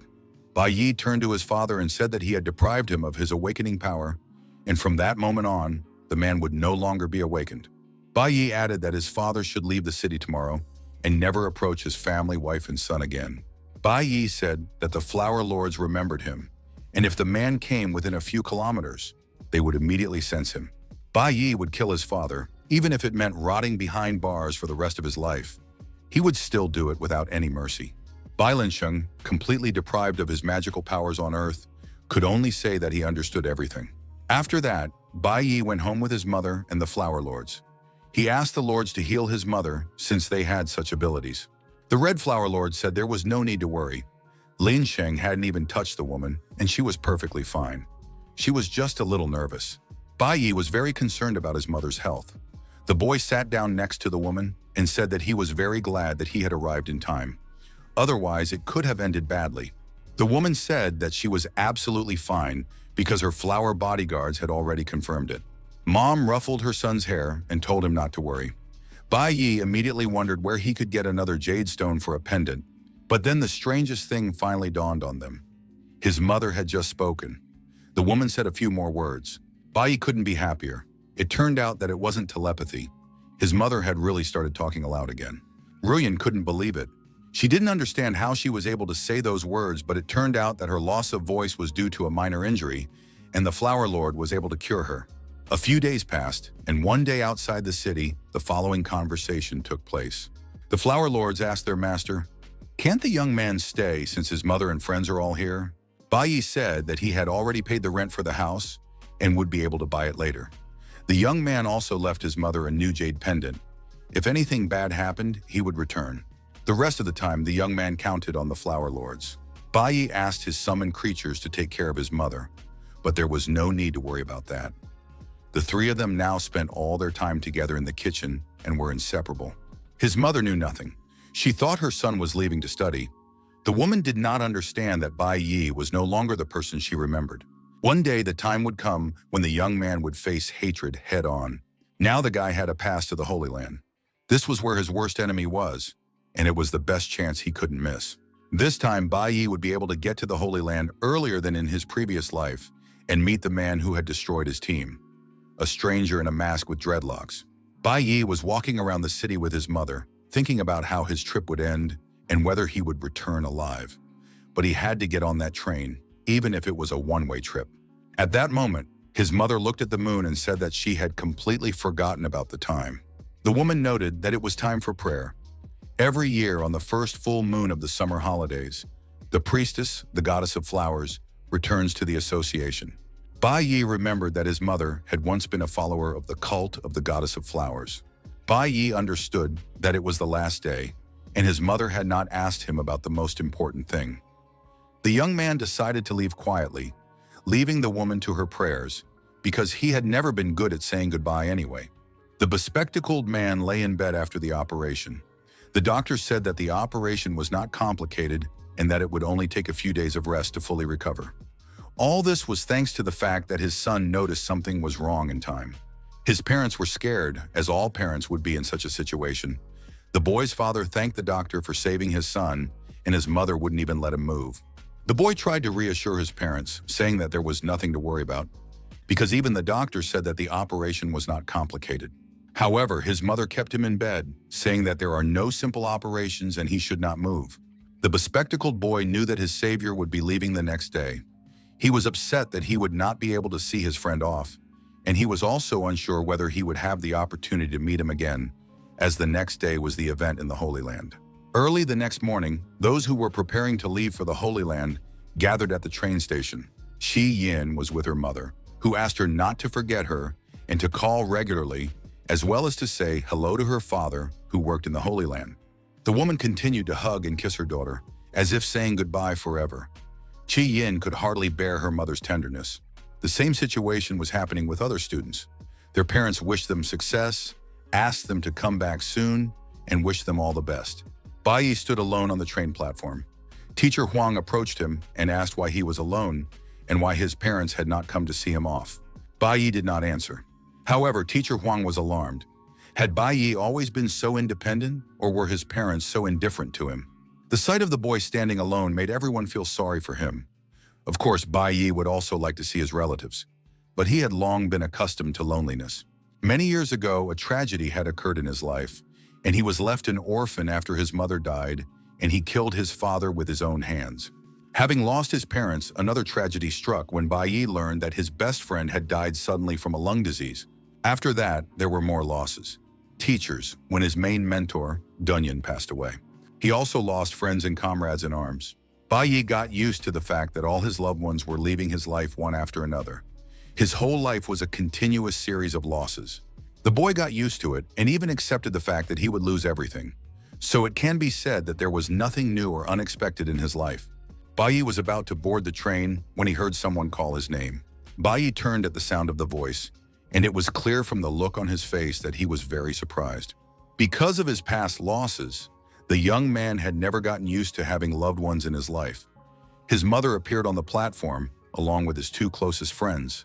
His mother announced that she had been looking for her son since early morning, and the boys said that it had been very difficult for them to escape from the hospital, but the bespectacled boy insisted and wanted to meet his savior one last time. Bai Yi asked Xiaochen how he was feeling, because he needed to rest more. The boy replied that he was already completely fine and that there was no need to worry about him. But the bespectacled boy begged Bai Yi to take care of himself and be sure to come back to them. At that moment, his friend handed him a bag with a gift. It contained clothes and some food. The boy thought that it would be very useful to his friend in the Holy Land. Shi Yin advised him not to hesitate and to accept the gift because it was given sincerely and with love. His mother gave her son a sacred amulet and a bracelet. The woman believed that they possessed special powers. His mother hoped that these items would help protect her son and that he would return to her soon after his studies. Bai Yi guessed that his mother had gone to the temple of the goddess of flowers to pray for her son. Did she know that he was leaving for a long time? At that moment, Teacher Huang shouted for the children to hurry up and get on the train, which was about to depart. Their journey to raise their level officially began. Bai Yi left his loved ones on the platform and boarded the train. In the months since his return, the young man's life had changed dramatically. His mother and friends smiled cheerfully at him and waved, asking him to eat well, rest, and send them photos. Bai Yi waved back and thought about how he had already changed the lives of his closest friends and family. Now there were people in his hometown who were waiting for his return. Bai Yi decided that once he had sorted everything out, he would definitely return home. A man on another platform watched the students leave, not wanting anyone to know he was there. The man said that someone was already on the train, he would arrive soon, and the things would get to him without any problems. It was the head of the temple of the goddess of flowers, Liu Zhongjong. He asked if there was anything else he needed to pass on. In response, he was told that everything was fine now, and all they had to do was watch the boy. The students sat in the train car while their teacher Huang explained that the graduates had already left and had to complete their paperwork. They would soon reach the border of Zhang, and beyond it would be Shenhe. Therefore, it could be considered that the journey toward perfection had officially begun. It would take a day to reach the Holy Land, and according to the plan, the guys would be at the border tonight. First, they would undergo training in spiritual practice. Not far from Bai Yi, in the neighboring row, sat Zilin. The guy continued to hate Bai Yi and hoped that today's test would bring an unpleasant surprise to this petty, insolent person. Teacher Huang walked through the carriage and said, "Everyone knows that it was God who created our world, and He has always protected us. The divine family has supreme power. At present, 2 gods and their families live in the Holy Land. When children enter there, they must be extremely careful, obey the laws of the gods, and under no circumstances cause problems. To get from one country to the Holy Land, you have to go through 3 stages." The children had already passed the first stage before they boarded the train. After all, a special pass was required to board the train. This pass was a training ticket that allowed them to travel to the Holy Land. The second stage would be a border check, which would begin immediately after the train arrived at the station. All children must register and undergo a full inspection. The data check will take 1 day, and the children will only be able to leave the next day. The next stage and the first stop on the path to improvement will be practical training. The next morning, practical training was scheduled, which took place in a coastal wilderness area. Bai Yi changed into the clothes his classmate had given him. Qi Yin said that the young man looked more mature in them. Unfamiliar high school girls looked with interest at the boy who had rejected a whole group of beauties and did not want to join the Golden Guild. The girls had heard that this kid had scored the highest on the practical exam. They considered themselves very skilled in their fields. One was an electric spellcaster, and the other was a cloud swordsman. But Bai Yi rejected these girls as well. The level of monsters in this wild zone was too low to level up his profession. They were of little use. After S-class, it became increasingly difficult to level up. Bai Yi tried to come up with something suitable for himself. A high school student named Zhang Jun said that he had also been the first in his time. In school exams, monsters are sealed and not so dangerous, but in reality, these creatures are completely different. The high school student flirted with the girls, saying that only in real combat can you see what you are truly capable of. They liked him very much too, and the girls asked him to take them with him on the next sweep. Bai Yi was absolutely delighted that the girls had found a new object of adoration and were not interfering with his goal. Teacher Huang announced that only the best students in the school would be going on the level-up quest this time. Of course, the teachers had said this many times before, but the woman wanted to remind them once again. During practical training, it was important to remember a few things. First, train only in the designated area. Second, in extreme situations, act according to the circumstances and escape if danger arises. Third, they needed to conserve their stamina because it would come in handy. Fourth and fifth, there was too much moralizing. A senior named Lu grabbed his new friends and said he didn't want to listen to the rules. If anything happened, it would be their own fault. The chance to go hunting doesn't come often, and the young man led the girls away. Zilin, as always, stood with a sullen face, watching what was happening, because this envious guy had come up with another nasty trick. Meanwhile, in the Holy Land, it was announced that the master had returned. A hunting tournament was about to begin, and the team captain was already waiting for his master. The elite squad could travel to the tournament without even passing through border control. The chief commander of the elite squad ordered one of the guys to go to the team and wait for him there. The young man agreed to carry out this order without question. At that time in the wilderness, high school student Liu was destroying plant monsters. The guy was doing pretty well, especially since two beauties were watching him hunt and supporting him with shouts and cheers. The high school student continued to show off in front of the girls, saying that he didn't see anything special and that this was his usual level. Bai Yi now had 3 S-class professions, but he had been stuck at the same level for more than 10 days. To gain experience, you need to defeat monsters below your level. However, in the wild, the strongest magical beasts the boy could encounter were no higher than D-class. Everyone associated with the wild zone had outstanding combat skills, but killing monsters below your level was of little use. At that moment, an 8-armed spider, a flower-type monster, wounded senior student Liu, who fell to the ground and screamed in agony. The spider was excessively ferocious, and the girls realized that such an opponent was beyond their capabilities. Zhongjun yelled at the girls to hurry up and help him and heal his wound because the spider was much stronger than a normal D-class monster. The group turned around and saw a huge 8-armed monster rushing straight at Bai Yi. The young man made a single swing with his sword and killed the 8-legged spider, gaining experience and earning a poisonous spider leg. He thought this item was low level and would only take up space in his backpack, so he decided not to take it. The high school students were stunned to see that Bai Yi didn't need the D-class spider leg and threw it on the ground, continuing on his way deeper into the territory. Bai Yi remembered that several high-level magic crystals were located on the border of the Holy Land. If the guy went deeper, he might find something useful. It was already late in the evening, and Bai Yi was still wandering in the forest. He was able to find many magic crystals, but it was very strange. These stones were full of energy, and they usually appeared in places where magical beasts gathered, or near magical abysses, but the magical energy in these crystals had dried up. It seemed that someone had recently absorbed it. The trees nearby were also dry, as if someone had sucked all the sap out of them. He needed to figure out what kind of creature was capable of absorbing the energy around so quickly. Bai Yi understood that no D-class monster was capable of such a thing. Soon the young man reached the waterfall, and there was no way to go further. But soon he stumbled upon something unusual. This object clearly did not belong in this area. Some strange flask had been broken, and a green liquid had spilled onto the ground. At that time, all the students, together with their teacher Huang, had built a fire and were cooking their dinner on it, because the teacher had defeated many monsters on her own. Training is an imitation of survival in the wild, and searching for food is an integral part of it. The children had been fighting all day, so now they needed to eat. They didn't even prepare food during the level up. It was too cruel. Besides, the strange roasted tentacles didn't look edible. Teacher Huang looked around at the children and noticed that Bai Yi and Zilin were missing. They should have left food for them too, in case they came back hungry. Qian had always thought that the teacher was only good at theory, and she didn't expect to see how good Huang was in combat. Teacher Huang admitted that she had actually dreamed of joining the Gods Guild or passing the High Priest exam, but she lacked the ability and couldn't even try. The woman noted that this was her first time in the Holy Land, so she had to thank her best students. After all, thanks to Qi Yin and Bai Yi, the teacher was able to see what she wanted to see, and she now had a chance to join Shenhe. But before they could finish talking, a strange sound rang out, and Huang immediately jumped up and pushed Qi Yin to the ground. The blow struck teacher Huang squarely in the chest, and blood spurted everywhere. The students were really scared. They didn't understand what was happening.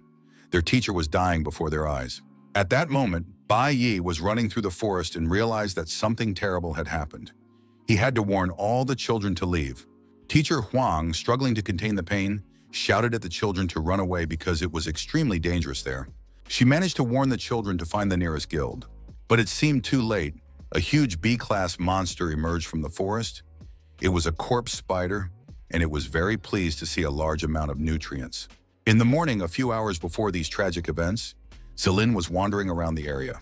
As always, he was full of malice and hatred because all the attention was going to Bai Yi. The guy was carrying some kind of strange container in his hand. A very small monster was locked inside it. When he reached the forest, the young man broke the container and released the monster. The monster immediately began to absorb the nutrients in the area. Zelen was waiting for the moment when his friends and classmates would be in despair, and then finally the guys would see who the real savior was.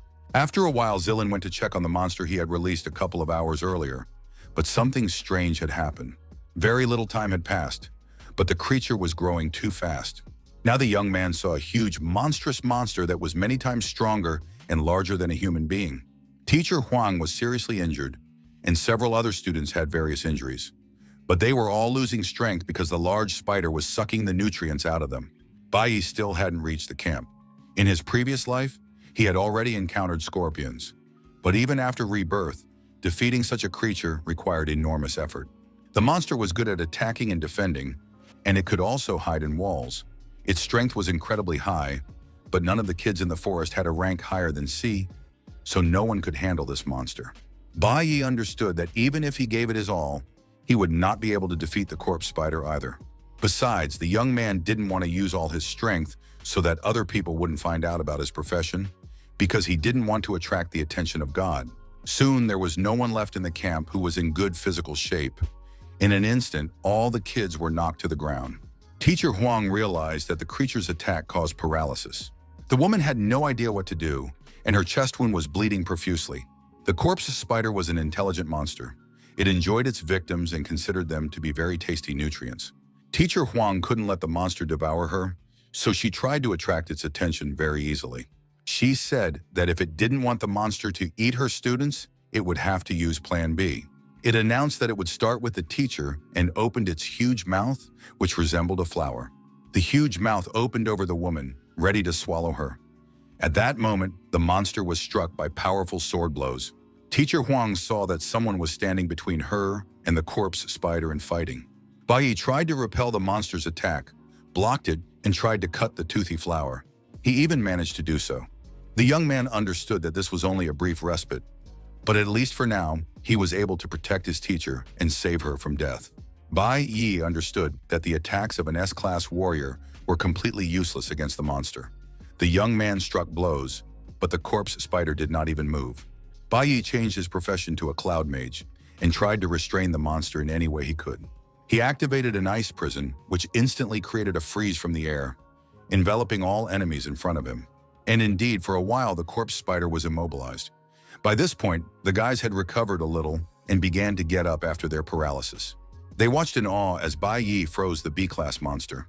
But this guy was a warrior. Finally, the guys realized that the young man had two professions. Bai Yi realized that he was in a hopeless situation and had no choice. Even if everyone found out about his secret, he had to save the guys. Teacher Huang didn't know how to help the young man. She understood that he couldn't defeat the monster alone. And indeed, the ice began to crack slowly. It was impossible to think that this ice trap would solve the problem. Within a few seconds, all the ice cracked and crumbled into small pieces. The children saw that the corpse spider was nowhere to be found. It had disappeared or even died. Bai Yi understood that this was not the end. The young man had only wounded the monster, and it had temporarily retreated, but it would reappear at any moment. The boy ordered everyone to retreat immediately because he did not have enough strength to kill the monster. Teacher Huang told the children to leave, but she had to stay. None of the children understood why.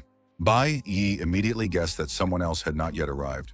Teacher Huang knew that according to school rules, no student should be left alone. They all agreed to meet at the broken camp in the evening, and it would be bad if a student came and found no one there. Bai Yi handed the container he had found to the teacher and said that this guy had released the monster. The man in the mask with dreadlocks brought 2 bowls of food and announced that today's breakfast would be spicy dumplings. Lucia was very happy because these were his favorite dumplings, and he hoped they would be spicy enough. Bai Yi also quickly finished his portion. The stranger in the mask with dreadlocks told the girl that she needed to moderate her appetite, otherwise she would get fat and no one would pay attention to her. Then the young man felt that his body was no longer obeying him, and he did not understand what had happened to him. But at that moment, a man in a mask with dreadlocks appeared. He said that for the past few months, he had been mixing a special spicy powder into his breakfast. It was necessary to get rid of the strongest ones, because without thorough preparation, it would be impossible to succeed. And now the situation was repeating itself. A dangerous monster had been released by one of his close friends. Shi studied the label and found that the product belonged to a corporation headed by the Zilin family. Their laboratory studies mutants, so they use special vessels to store many specimens. Bai Yi found a fragment of a vessel for miniature creatures deep in the forest. No one but the people from this corporation could have put it there. Zilin hid in the forest and watched what was happening in the clearing from a distance. The young man realized from overhearing the conversations that his plan had been exposed, and he was very angry. His classmates and friends did not understand how their friend could have done this to them. Zilin realized that he had lost again and once more saw only one enemy in everything. After all, the main culprit was Bai Yi, who was always one step ahead. The boys didn't understand why their friend had done such a thing. Did he really want to ruin them all? They believed he should definitely be sent to prison. Some doubted and didn't believe that Zilin was such a scoundrel, but his absence spoke for itself. In any case, Teacher Huang said that the children had to leave immediately. She handed them the walkie-talkie and ordered them to go in search of a signal. Shi Yin took the radio from the teacher's hands when suddenly there was a flash or even a bang. The girl fell, dropping the radio. Shi Yin was frightened and looked at her bloody hand.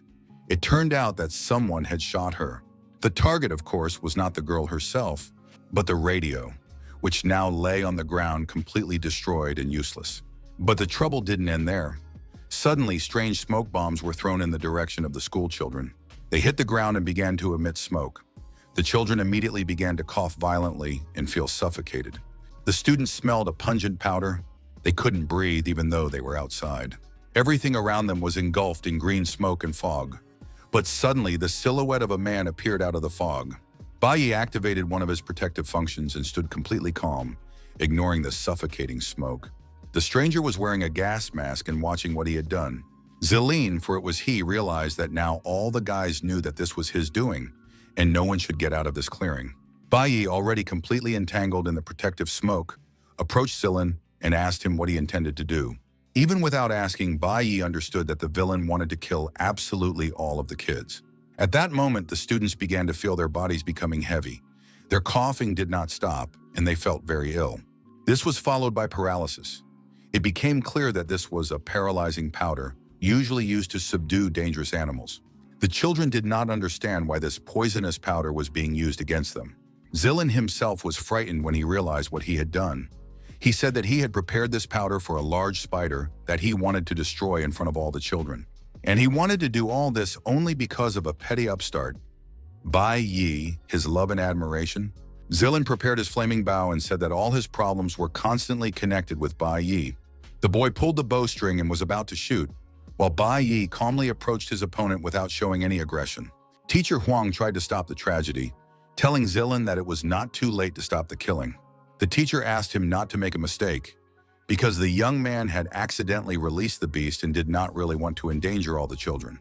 But Zilin insisted that things had gone too far and it was too late. Nothing could be fixed now, and there was no need to try to deceive him. Teacher Huang could no longer move. The powder was very strong and had a powerful effect. Bai Yi understood that if things continued like this, he would also be paralyzed. The young man stabbed himself in the leg with a dagger. Bai Yi turned to Teacher Huang, who was already unable to move, and said that this time Zilin was indeed right. What he had done could not be undone. Things had gone too far, no matter how difficult it was, and no matter what the reasons were. Zilin had shot the arrow because his nerves could no longer take it. Bai Yi shouted, "How dare this fool raise his weapon against his own people?" And his adrenaline level rose significantly from everything that was happening. Bai Yi deflected the blow with lightning speed and immediately counterattacked. The severed weapon, along with the hand that held it, flew upward. Zilin watched his severed hand fly away, filled with horror and surprise. Bai Yi had no intention of stopping, for before him stood a true traitor who deserved no mercy. Zilin sobbed, clutching the stump of his arm, and cried out that he was in pain and that his opponent had clearly gone mad. But then the young man became enraged again and began to accuse Bai Yi, saying that it was all his fault. Bai Yi understood that this cowardly and pathetic murderer had been hiding in the bushes all this time. Zilin had simply watched the unfolding disaster from behind the trees, then saw his teacher wounded and his classmates dying. The boy watched as the disaster he had created spiraled out of control. It was a horrific scene. The giant spider tried to kill his friends and almost devoured his teacher. Zilin burst into tears and sobbed with fear, afraid that he would not be able to defeat such a monster. He wanted to say something else, but suddenly felt that his actions were no longer under his control. Bai Yi was angry, pointed his weapon at the villain, and said that he must be prepared to answer for his actions, since he had once made a decision. Zilin began to realize that he was facing a real madman. Terrified, crying, and choking on blood, the young man realized that Bai Yi really was going to kill him. Bai Yi used the mark of retribution. It was used when the enemy was close to death and unleashed all its accumulated power. In order to reduce his opponent to a pitiful nothingness and sever his connection to magic forever, Zilin became an ordinary person and lost his ability to awaken. Bai Yi had already completed his act of vengeance when he suddenly heard a voice calling out to him. The young man saw a large spider, which was once again whole and unharmed, and its bloodthirsty flower had seized the teacher. Bai Yi realized that the magical beast had recovered and was ready to kill again. In addition, all the children were lying paralyzed on the clearing after inhaling the poisonous smoke. Of course, the paralyzing powder had also affected the large spider. Now it could barely move. However, even if Bai Yi gave it his all, he would hardly be able to defeat the monster. But the young man had no other choice. All he could do was wait for the right moment to attack. Bai Yi stood waiting when suddenly flashes of golden energy began to appear around him. It turned out that the toothy flower had been cut off and was lying on the ground, with Qi Yin falling out of it. Teacher Huang supported the girl, who was unconscious after the smoke attack and her time in the monster's mouth. Hanliu arrived just in time. With 2 movements, she destroyed the corpse spider and saved all the children. It turned out that the monster was not yet dead, but only wounded. Han Lei said that she could not defeat it alone and hoped that Bai Yi would fight alongside her. Bai Yi was, of course, shocked, but it was not yet time to ask all the questions he wanted to ask. The monster had to be destroyed. Suddenly, the spider disappeared, which greatly surprised the girl, but Bai Yi explained that the monster could change color. The corpse spider was wounded and immediately disguised itself to recover its health. Bai Yi explained that all his companions were paralyzed by the powder and would remain motionless for some time. Hanla saw that the young man was holding up well and threw him an object. She said she only had 1 recovery potion and that the young man had to take it now. For some reason, the Golden Guild was delayed, and it was unclear when they would arrive. The girl looked around carefully, trying to determine the monster's location. Bai Yi was sure that the corpse spider was still here, absorbing the energy around it. Suddenly, the corpse spider rushed to attack and was about to strike from behind. However, the young man managed to use his weapon to block the blow, but he couldn't completely neutralize the damage. Hanyu immediately took advantage of the spider becoming visible and began to deliver cutting blows. Hanyu and Bai Yi repelled another attack from the monster and now stood shoulder to shoulder, preparing to continue in the same vein. The young man had already recovered his health and said that he would fight alongside the girl, and they would do their best. The guy noted that the girl's attack and reaction were excellent, but she was still a student and should be careful. The beauty replied that he was also a student, but he spoke as if he were already an adult and experienced warrior. At that moment, the spider regained consciousness and began to threaten everyone, declaring that now absolutely everyone would die. Bai Yi regained his confidence and, feeling his strength, rushed to attack the monster with his new partner. The young man struck blows, but they had no effect. Han Lei tried to do what she could with her golden sword. After a while, it became clear that the corpse spider's armor was impossible to penetrate. In addition, Han Lei began to choke and cough, and she was wounded, and Bai Yi had already drunk the life-giving healing liquid. It became clear that the spider's attacks were poisonous, and the girl was already showing signs of poisoning. Bai Yi struck blow after blow, trying to damage the enemy in any way he could. Han Yue noticed that the boy's defense had reached the level of the best warriors, but it was really just bravado. The large spider was still very strong. Instead of weakening, the monster continued to absorb the local power and increase its strength. The trees around them turned into dry sticks. The giant spider drank their natural juices, becoming stronger and stronger, its power and potential constantly evolving. If this continued, it was clear that the kids would not survive until help arrived from the guild. The students were very weak now and couldn't handle such a monster, and Han Yo was injured. Therefore, they needed to break through the corpse spider's defense as soon as possible. Bai Yi was thinking about how he could do that. He remembered that earlier in his life, there had been a situation where a warrior faced an equal or even stronger enemy, and the battle reached a stalemate. Lucian suggested retreating, but Leno believed that the Divine Squad had no option to retreat at all. But there was always the option of a decoy plan. First, attack the enemy with all your might and force them to focus their firepower on one player. When the enemy took the bait, they would be completely focused on the battle, and it would be possible to activate acceleration. Then you had to be very careful and wait for the right moment. Bai Yi noticed that his partner wanted to join the fight, but he forbade her to attack and ordered her to stay where she was and save her strength. Hanyu froze, not understanding what was happening. Was this guy really going to take on the corpse spider alone? The girl understood that it was too dangerous. No matter how outstanding a warrior he was still just a student. And it was she, Hanyu, who possessed the gold class. So why shouldn't she attack now? But then she realized that he had some kind of plan. She also felt that she was looking at a real leader, albeit a very young one. At that moment, a large spider knocked the sword out of Bai Yi's hands and wounded him. The girl was about to rush into the attack, but the young man shouted at her to stay where she was and not move. Hanliu did not move, regaining her strength and watching as the corpse spider enjoyed killing Bai Yi. The monster became engrossed in conversation, saying that humans would eventually become its food. It said a lot more, but Bai Yi waited for the right moment and shouted, "Let's go now!" The girl instantly activated her evasion, and the discharge passing through her body increased her speed of movement. Last time, she managed to wound the spider just as it was trying to devour someone. Now its toothy mouth was approaching Bai Yi. This meant that the spider's defenses would drop at the moment of consumption. The most important step was to wait for the moment when the enemy was busy and showed a weak spot. Hananyu used an electric blade that paralyzed the target upon impact. She knew she had to crush the enemy instantly. The corpse spider immediately activated its automatic physical defense. Bai Yi, covering and healing his wound, decided it was time for the final step. The young man used a stun attack, and for a while the corpse spider was completely paralyzed.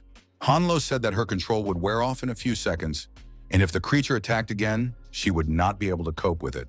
Bai Yi replied that this would be enough time for him, and this time he would not let the monster escape. The young man instantly changed his class to Cloud Mage, and a magic wand reappeared in his hands. He immediately used his freezing skill, and the huge corpse spider was once again encased in ice. Han Yue watched the young man in surprise, amazed that he had mastered 2 classes. Bai switched to the nuclear warfare class. He had accumulated enough strength thanks to his wounds and fatigue. Now the young man was ready to use that strength to destroy his enemy. The Holy Land's skill alone was enough to end the battle. The corpse spider was completely defeated, and the young man received a promotion in all levels, a huge amount of experience points, and a web for creating armor. His health was completely restored. Hanla looked at the young man. She knew that there were few warriors in the world who possessed 2 elements, and to awaken 2 classes at such a young age was unheard of. Bai Yi changed his class to Flower Summoner. E-rank summoners could contract with 6 monsters, which meant he could still choose 4 more. Han Yue didn't understand what was happening before her eyes. Bai Yi used the Flower Spirit contract skill and subjugated the corpse spider. The contract was successfully concluded, and the corpse spider awaited its master's orders. Bai Yi said that the name corpse spider was too complicated and long, so he decided to give his ward a name. Now he was simply called Strong Guy. The E-rank corpse spider named Strong Guy was completely satisfied. He now looked like a cute little animal and could be kept as a pet or used to guard some kind of facility. Hanl approached the young man. He had just changed classes again, and now he had 3 of them. The young man was like a walking box of surprises. Bai Yi noticed that she was clearly surprised and said that there was a reason for all this. Han Yue understood that with so many classes, the guy didn't show them on the final exam, which meant he didn't want to attract unnecessary attention. The girl said she was good at keeping secrets, so he could relax and trust her. At that moment, warriors from the guild ran into the clearing, ready to rescue everyone. They were representatives of the Guild of Gods, the Eastern Border Detachment, who had finally arrived and were ready to help. The warriors saw the body of the B-rank corpse spider and were surprised that the monster had already been killed. Then they began to heal and restore all the students, pouring healing potions into them. Gradually, the children began to come to their senses. Qi Yin was still in shock because just a moment ago she had almost been devoured by the monster. Teacher Huang tried to calm the girl down, saying that it was all over now. The representatives of the Guild of Gods were amazed at how the kids had managed to defeat an E-rank monster. It was truly remarkable. They immediately decided that these 2 students were true geniuses. The high school students came to their senses and realized that they had survived only thanks to Bai Yi's heroism and strength. The boys sincerely thanked him for saving them and decided to become good friends and support each other in the future.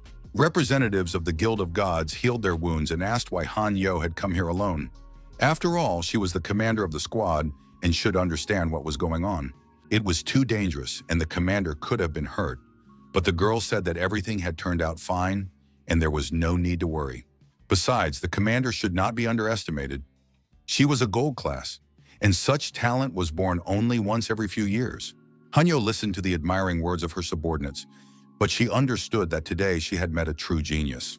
Bai Yi was that genius and remained full of mysteries. When all the students had been restored and healed, the teacher took roll call. It turned out that one student was missing. The rest were sent on a special train, and representatives of the guild were to search for the missing one. At that moment, another container for transporting monsters was broken in the wild zone. Silin rushed away, shouting for the monster not to come near him. He had not released the monster so that it could eat him. The monster was stupid and was supposed to attack others, but it was Zilin who was eaten. The exhausted students were transported on a special train belonging to the Guild of Gods. It turned out that the corpse spider had enormous growth potential. If trained properly, it would become a powerful combat unit. A representative of the guild reported that the students had been successfully met and were now all traveling on the special train. Bai Yi continued to analyze his data. He had increased his mage level, but it was still insignificant. Monsters of rank C and above were mainly controlled by clans and guilds. He needed to find a way to gain more experience. At that moment, the train entered the coastal tunnel. After passing through the tunnel, everyone arrived in the long-awaited holy state. Bai Yi looked out the train window and thought about how he had finally returned here. This was the very place where he had met all those people he wanted to see again. However, his goal was now completely different. The country of Shenhe was located near the eastern border. The train arrived at East Campus Station. The city was huge, and this was immediately apparent even from the station and the nearby houses. The kids looked around in awe. This was the richest country in the world, and everything here was different. The students were greeted by the director of the Eastern District Academy. He said that he would personally give them a tour of the world's highest educational institution for the awakened. This institution was the Shenbin Academy, where the students had come. Bai Yi knew that the guy had studied at Shenbin Academy. If the timing was right, that guy was currently studying hard within the walls of the academy. Bai Yi said, looking at the educational institution, "Chris, we need to meet." The director showed the students a monument to one of the 5 great founding gods, Cadmus Davis. Everyone knew that the Davis clan was now the most powerful, and they dreamed of meeting at least one of its representatives. The guys were delighted to see this statue in person. Of course, they did not hope to meet any of the Celestials in person, but suddenly someone would get lucky or a miracle would happen. The academy director said that in the year when the Chaos Dragon appeared, exterminating people and devouring the land, the great Cadmus appeared. He was able to unite the strongest, founded the Guild of Divine Masters, as well as this academy. The Shenbin Academy is the pinnacle of the awakened world, the undisputed #1, and each year it accepts only 100 students from all over the world.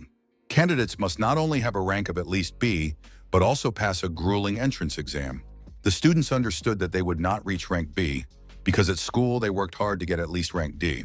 Indeed, there are only a handful of B-rank awakened ones in the entire country, and getting into the academy before reaching adulthood is simply unrealistic.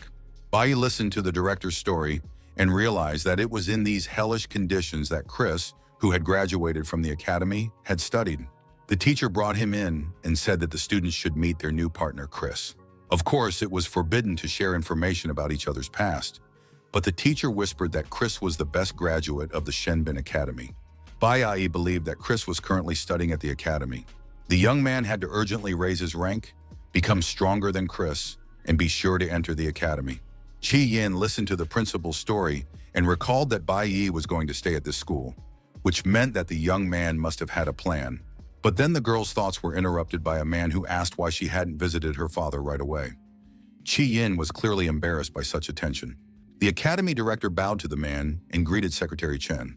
The secretary reported that the girl's father had completely worn himself out. He had fallen ill a few days ago, but had forbidden anyone to tell anyone about it. Yin immediately rushed to the car to go and see her father. The students watched her go with surprise. They didn't understand who this girl was. If the academy director treated his secretary with such respect, she must be some kind of important person. But then an even more powerful car pulled up, a huge black limousine that parked right next to the school children. The kids were even more surprised. They didn't understand who or what it was, and thought that all cars in Shengi were that cool. A group of very fashionable and businesslike young people got out of the car and approached the academy director. The academy director reprimanded the students for being late. However, the guys did not feel guilty at all. They said that they cleaned the dungeon every night, so they overslept a little, and the director should take that into account. There had been a very fierce battle the night before, so the guys overslept a little. The academy director did not argue or scold them, but instead introduced the team that would also be participating in the training trip. They were local students from Shanghai who belonged to the prestigious private Eastern Academy. The students noted that these local guys had very cool outfits and generally looked older and more confident. The director wanted to introduce these guys in more detail, but he was abruptly interrupted. The leader of the local students was very arrogant. He said that there was no point in introducing them to some nobodies, because these students from a vassal country were just commoners and plebeians. Teacher Huang, along with the high school students, looked at the arriving team and realized that there were only 5 of these students. The local kids literally burst out laughing. They were indeed country bumpkins who had never heard of private academies. The boys said they belonged to the aristocracy of this country. Therefore, there couldn't be too many of them, like some kind of rabble. They had a completely different level of education and resources. The point was not that there were only 5 of them, but that there were only 5 students in their entire school, and all the academy's resources were devoted exclusively to them. This information greatly surprised the visiting students, but as public school students, it was difficult for them to understand. Such an arrogant attitude angered senior student Liu, who demanded that the leader stop humiliating them. However, the local leader had no intention of watching his language, because a place at the academy had already been prepared for him and his comrades. He was only in his 2nd year, but had already reached level 30. One more step, and the guy would get a B rank. They didn't come here to train, but simply to look around. Liu was very upset by this attitude, but he didn't lose hope and said that their elite team would wipe the floor with the locals. The locals, however, were not appeased. They claimed that they had already worked together perfectly and had even cleared a D-rank dungeon yesterday with flying colors, a record for all students. The guys thought they shouldn't bother with these weaklings. They probably hadn't even seen a D-rank dungeon. How could ordinary people from poor neighborhoods know how the aristocracy lived? Hearing this was very unpleasant, and the students were angry. Bai Yi tried not to react to the chatter. He just listened as the local elite group talked about how their goal was to become blessed, while the weaklings would be stuck living in their village. Bai Yi knew that blessed was the highest social status available to people without divine blood. It was a goal that everyone aspired to, the pinnacle that he had reached in his past life. Of course, it sounded ridiculous, but he had staked his life on ultimately no longer desiring the gods in such a life. But his attention was distracted by the loud rattling of a propeller that suddenly appeared above their heads. The school children looked up and watched in amazement. Indeed, the country was a curiosity. In fact, at that moment, the personal transport of the divine clan was landing in front of the children. No one understood why it had flown here. Soon the helicopter opened its doors and a man stepped out, announcing that it seemed that all the students were already assembled. The students watched in amazement and tried to guess who this man was who had arrived in such a strange vehicle. It was a blessed one from the DB's clan named Lin Feng. The man approached the group of students and said that, according to his information, there should be a student named Bai Yi among them. The local students did not know who he was or why Lin Feng himself was interested in this student. Bai Yi stepped out of the crowd and introduced himself, giving his name. Lin Feng adjusted his glasses and asked if it was true that this young man had single-handedly cleared the D-rank dungeon during the trial test. The Divine Debus clan was very interested in the achievements of such a promising student. The clan would soon be holding a hunting tournament and invited Bai Yi to personally participate as a spectator. The local players were stunned. They couldn't understand how this youngster was able to clear the D-rank dungeon single-handedly and even receive an invitation from the Divine Clan. Lin Feng pointed to the helicopter and invited Bai Yi to follow him. Bai Yi remained focused and calm, showing no emotion, just watching what was happening. 100 years ago, the world was plunged into chaos, and monsters with great magical power descended upon the earth. Humanity was powerless to resist them, but 5 powerful deities appeared, defending the people and exterminating the monsters. Under the protection of the gods, the world was saved, and all the monsters were defeated. Since then, people have been filled with reverence for their saviors and have begun to worship them. To protect humanity, the gods remained in the mortal world, bestowed knowledge and power upon humans, created a powerful army, and established new laws. The gods began to form alliances with humans and left behind offspring. The direct descendants of the gods came to be known as the Divine Clan. This was the well-known story that all people knew, and all of humanity lived under the rule of these gods. The leader of the local school children said that they also wanted to attend the hunting tournament, since it was taking place on the lands of the Divine Clan. Ordinary people were not allowed there, let alone watch the hunt. Lin Feng said that the educational trip was organized by the Fiba family, so all students were invited.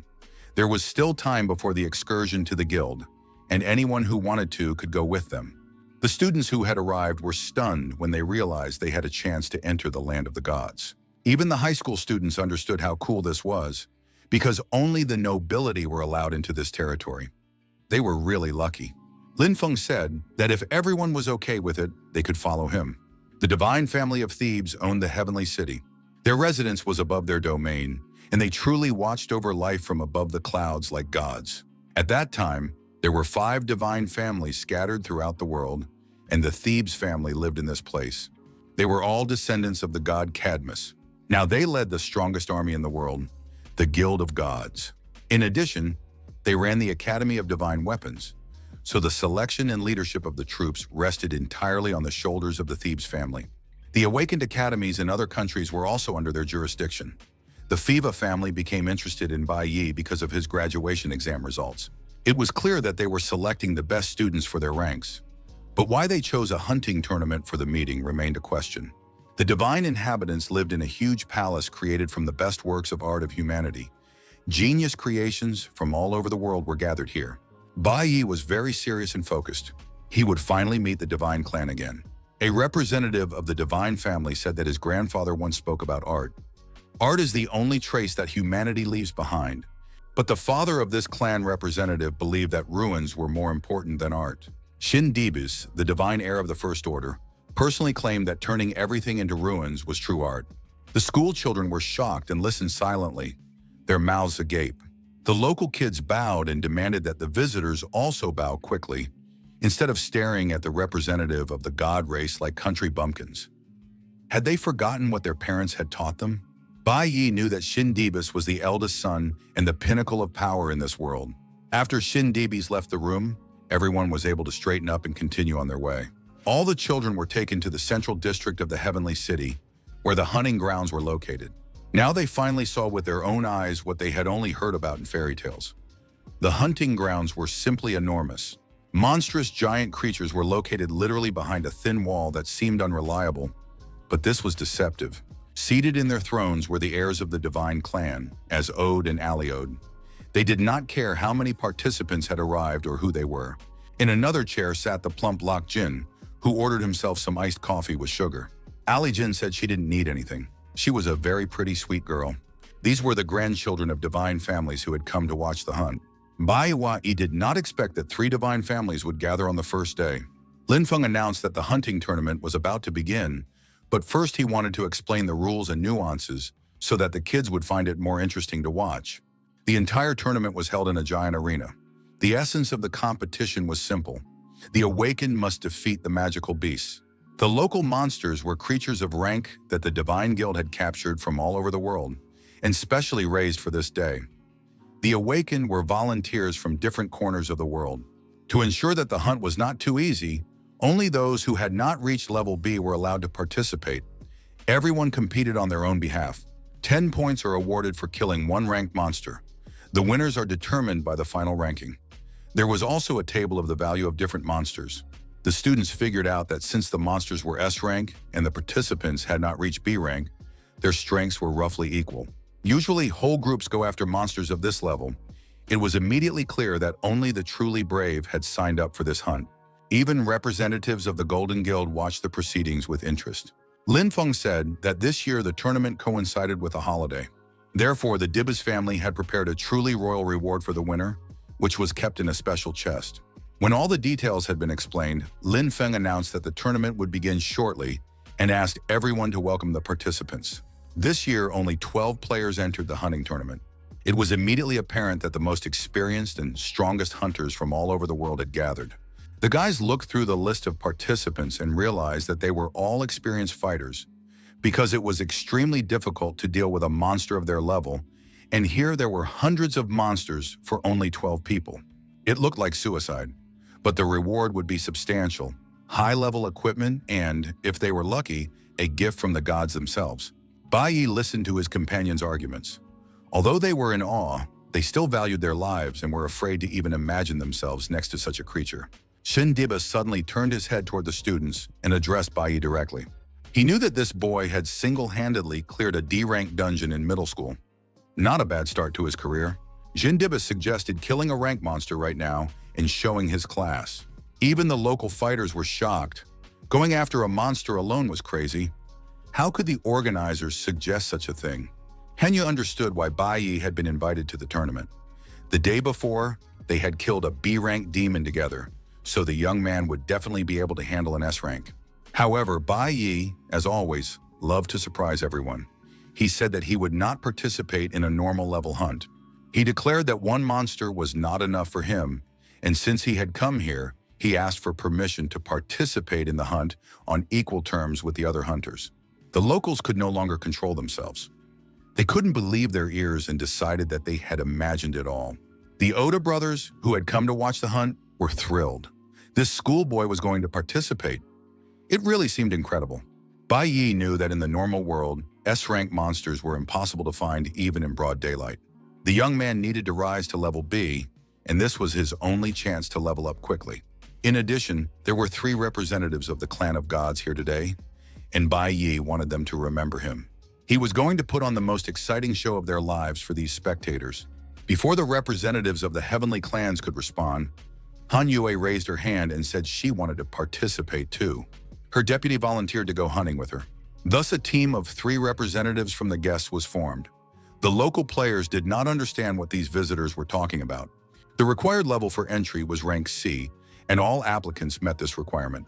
It was very curious. For the first time, the students themselves decided to participate in the hunting games, and Shin Dibis approved their application. The locals believed that the villagers simply wanted to show off in front of the gods. Of course, there were cases when the gods chose someone as their apostle for outstanding achievements. The leader of the local players raised his hand and said that he would also participate. He was warned that there were no teleports in the hunting games, and if something happened, no one would save anyone. The local school children tried to cheer themselves up. They didn't consider themselves to be anything special in terms of rank. The local aristocrat was sure that they were no worse than these worthless kids from the vassal countries. In the end, 8 more people joined the hunt. Some of the students belonged to a private academy, and 3 were from the country of Zhang. The spectators from the Divine Plains were very pleased with the situation. The hunt was becoming interesting even before it began. Lak Jin asked the Oda brothers who they would bet on. The brothers decided to bet $1 million on the students of the local academy.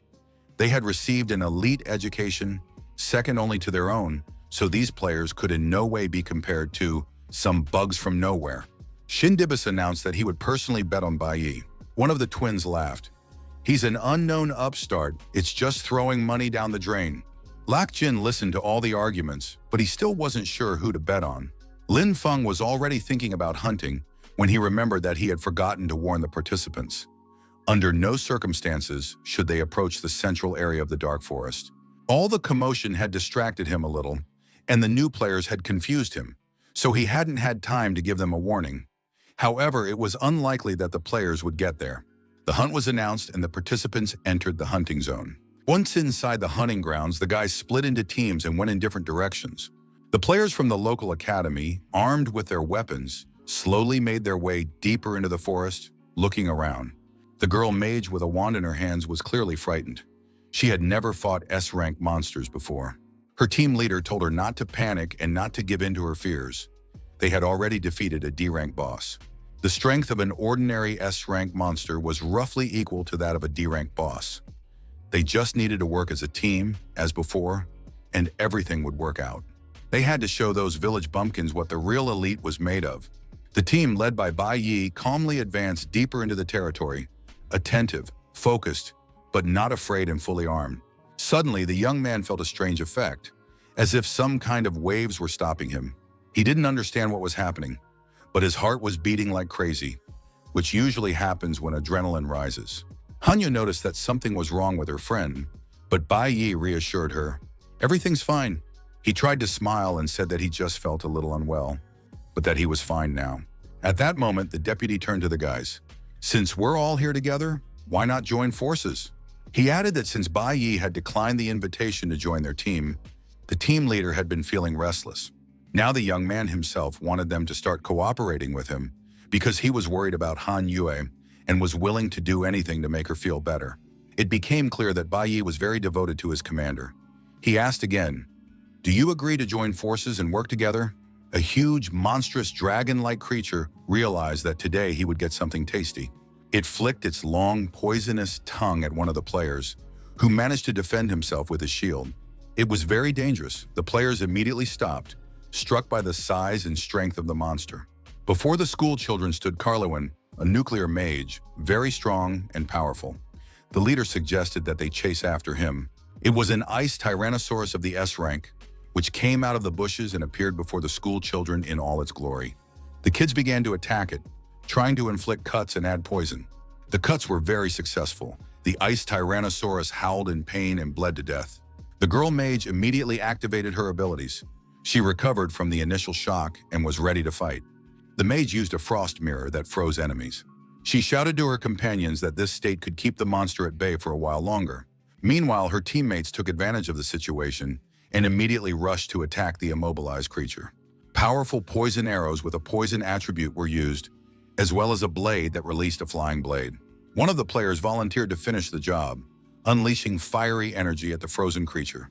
The ice Tyrannosaurus began to thaw just as the flames exploded near its snout.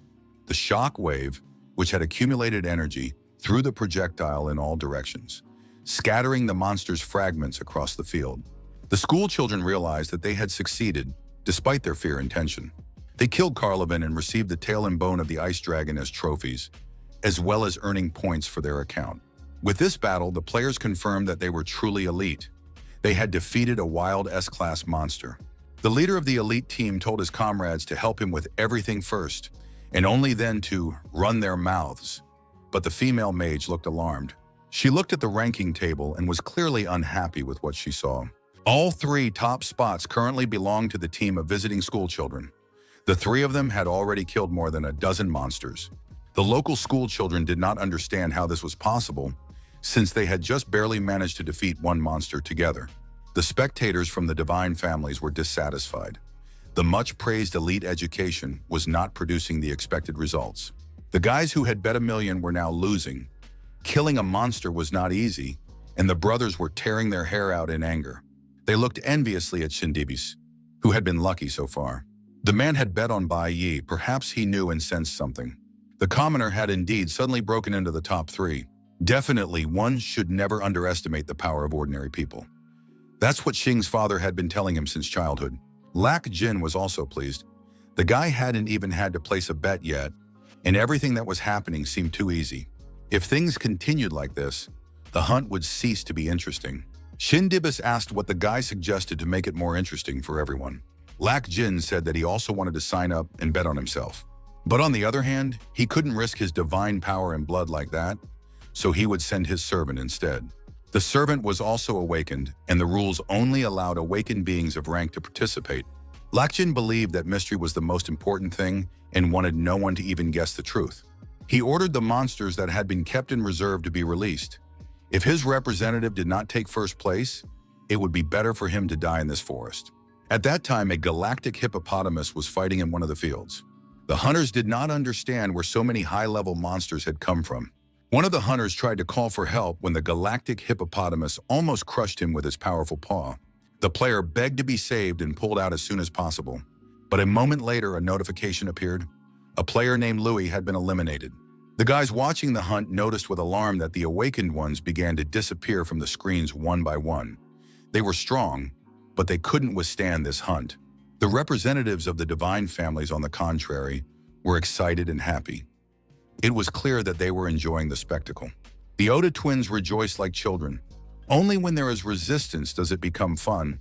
One of the twins asked to release more monsters if there were any left in reserve. Shindibis watched the hunt on monitors. He was interested, but he did not feel the bloodthirsty excitement that the others felt. Soon an S-rank star monster called the Stone Monkey was released for the hunt. It was extremely strong, and Hanyo fought it, Noting that even with a broken leg, the enemy was dangerous, Hanya found herself in a difficult situation, but suddenly felt help coming. At that moment, Bai Yi attacked the stone monkey with his foot, dealing significant damage. The monster couldn't withstand the blows and was attacked by 3 players. After a while, the stone monkey was under the effect of pressure and was suppressed by the power of the Star Mage. Yin Jixin was delighted that his magic had finally worked. The gravitational pressure skill struck a single target and brought powerful pressure down upon it. Taking advantage of this, Bai Yi rushed into the attack with his sword in his hands. As a result, the stone monkey was successfully destroyed. The team received meteorites and a large number of experience points. Han Yu noted that Bai Yi had saved her for the 3rd time, even though it was a team effort. In fact, he was the one who controlled the battle. Moreover, the young man had only used the warrior class so far. Bai Yi checked his stats. He had gained a lot of experience, and in a short time his warrior class had risen 2 levels.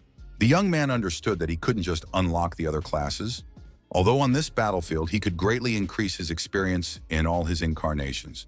Bai looked longingly into the depths of the forest, hoping that there would be no cameras hanging there. He wanted to practice his other professions. The young man decided to find a way to be alone and headed into the unfamiliar dark forest for a while. The ranking table looked impressive. The first 3 places belonged to guest hunters. The guys were happy with their results, rejoicing that teamwork had brought such success. It seemed that first place would go to one of them, but 4th place was clearly lagging behind. Hanyo noticed the performance of one of the players who was not even in the top 5 yet. This guy was rapidly gaining points and quickly climbing up the rankings. Bai Yi looked at the young man's photo and guessed that it was Gannis. The giant monster, a level 29 elephant, was successfully defeated. The blessed Gannis was a B-rank cloud warrior. He found it easy to destroy S-rank monsters. Within a few minutes, the young man moved up to 3rd place, and Luo Jin was delighted that his protege was rising to the top. The young man was confident that this time he would take 1st place, because Bai Yi was just a village bumpkin. As Zode considered this unfair, the guy was allegedly trying to cheat by putting someone else in his place. His brother noted that they had never lost a bet before, so they were upset. Jindibus watched what was happening with restraint, showing no emotion, completely focused. The man suggested that the representatives of the divine families raise their bets. They could bet on anyone. Shindibus himself was going to bet another 100 million on his protege Bai Yi. The Oda twins thought the man had really lost his mind. Such huge sums. Lak Jin said that Gannis was his most loyal dog, and if he wanted to part with his money so quickly, he had no objection. They decided to add motivation for the players to speed up the outcome of the tournament. Shindibus ordered to add excitement to the game, and everyone immediately understood what he meant. The participants were informed over the loudspeaker that the final of the hunting tournament was now open. The organizers decided to release even more ferocious monsters. The players had to decide, stay in the arena and continue hunting or leave. A female mage from the elite team announced that she was leaving the arena. In addition, the Tebus family added a special prize to the fun. Whoever took 1st place would receive a valuable reward. It was an item called the Holy Kiss. Bai Yi knew that the Holy Kiss was a ring that a representative of the race of gods could give only once in a lifetime. For an ordinary person, this ring was equivalent to a gold medal of immortality. Even for a mortal sin, the owner of the ring could receive a pardon. In a previous life, the teacher had used exactly the same ring to get Bai Yi out of the prison of the awakened for killing his father. Bai Yi did not expect the Tebus family to be so generous. The competition became even fiercer, and Bai Yi had almost no time left to level up his skills. Yenin noted that teamwork was reliable, but the points were coming in too slowly, and there were fewer monsters around, so he suggested that everyone fight on their own. In addition, a mysterious newcomer had already appeared on the field. This arrangement suited Bai Yi perfectly, but he asked Han Yue if she could handle it on her own. The girl realized she was right. Bai Yi had joined the team just to back them up. She smiled and replied that they shouldn't underestimate the best team in the school, and they would see who would take 1st place. After that, all the players rushed to attack and destroy the monsters one by one.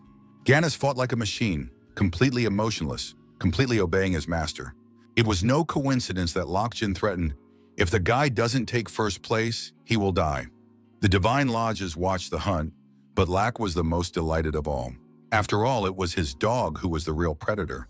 While Bai Yi looked like a cheap imitation, it seemed that Shindibus would lose a huge amount of money today. At that moment, Bai Yi was walking alone in the forest. From the outside, it seemed that even his comrades had abandoned him because he looked like a complete nobody. At that moment, the young man looked directly into the camera that was filming him. There was something strange on his face. None of the observers noticed anything unusual, but at that moment, the broadcast was interrupted, and the camera showing Bai Yi stopped working. Shin Dibis understood. It was at that moment that Bai Yi decided to show his true power.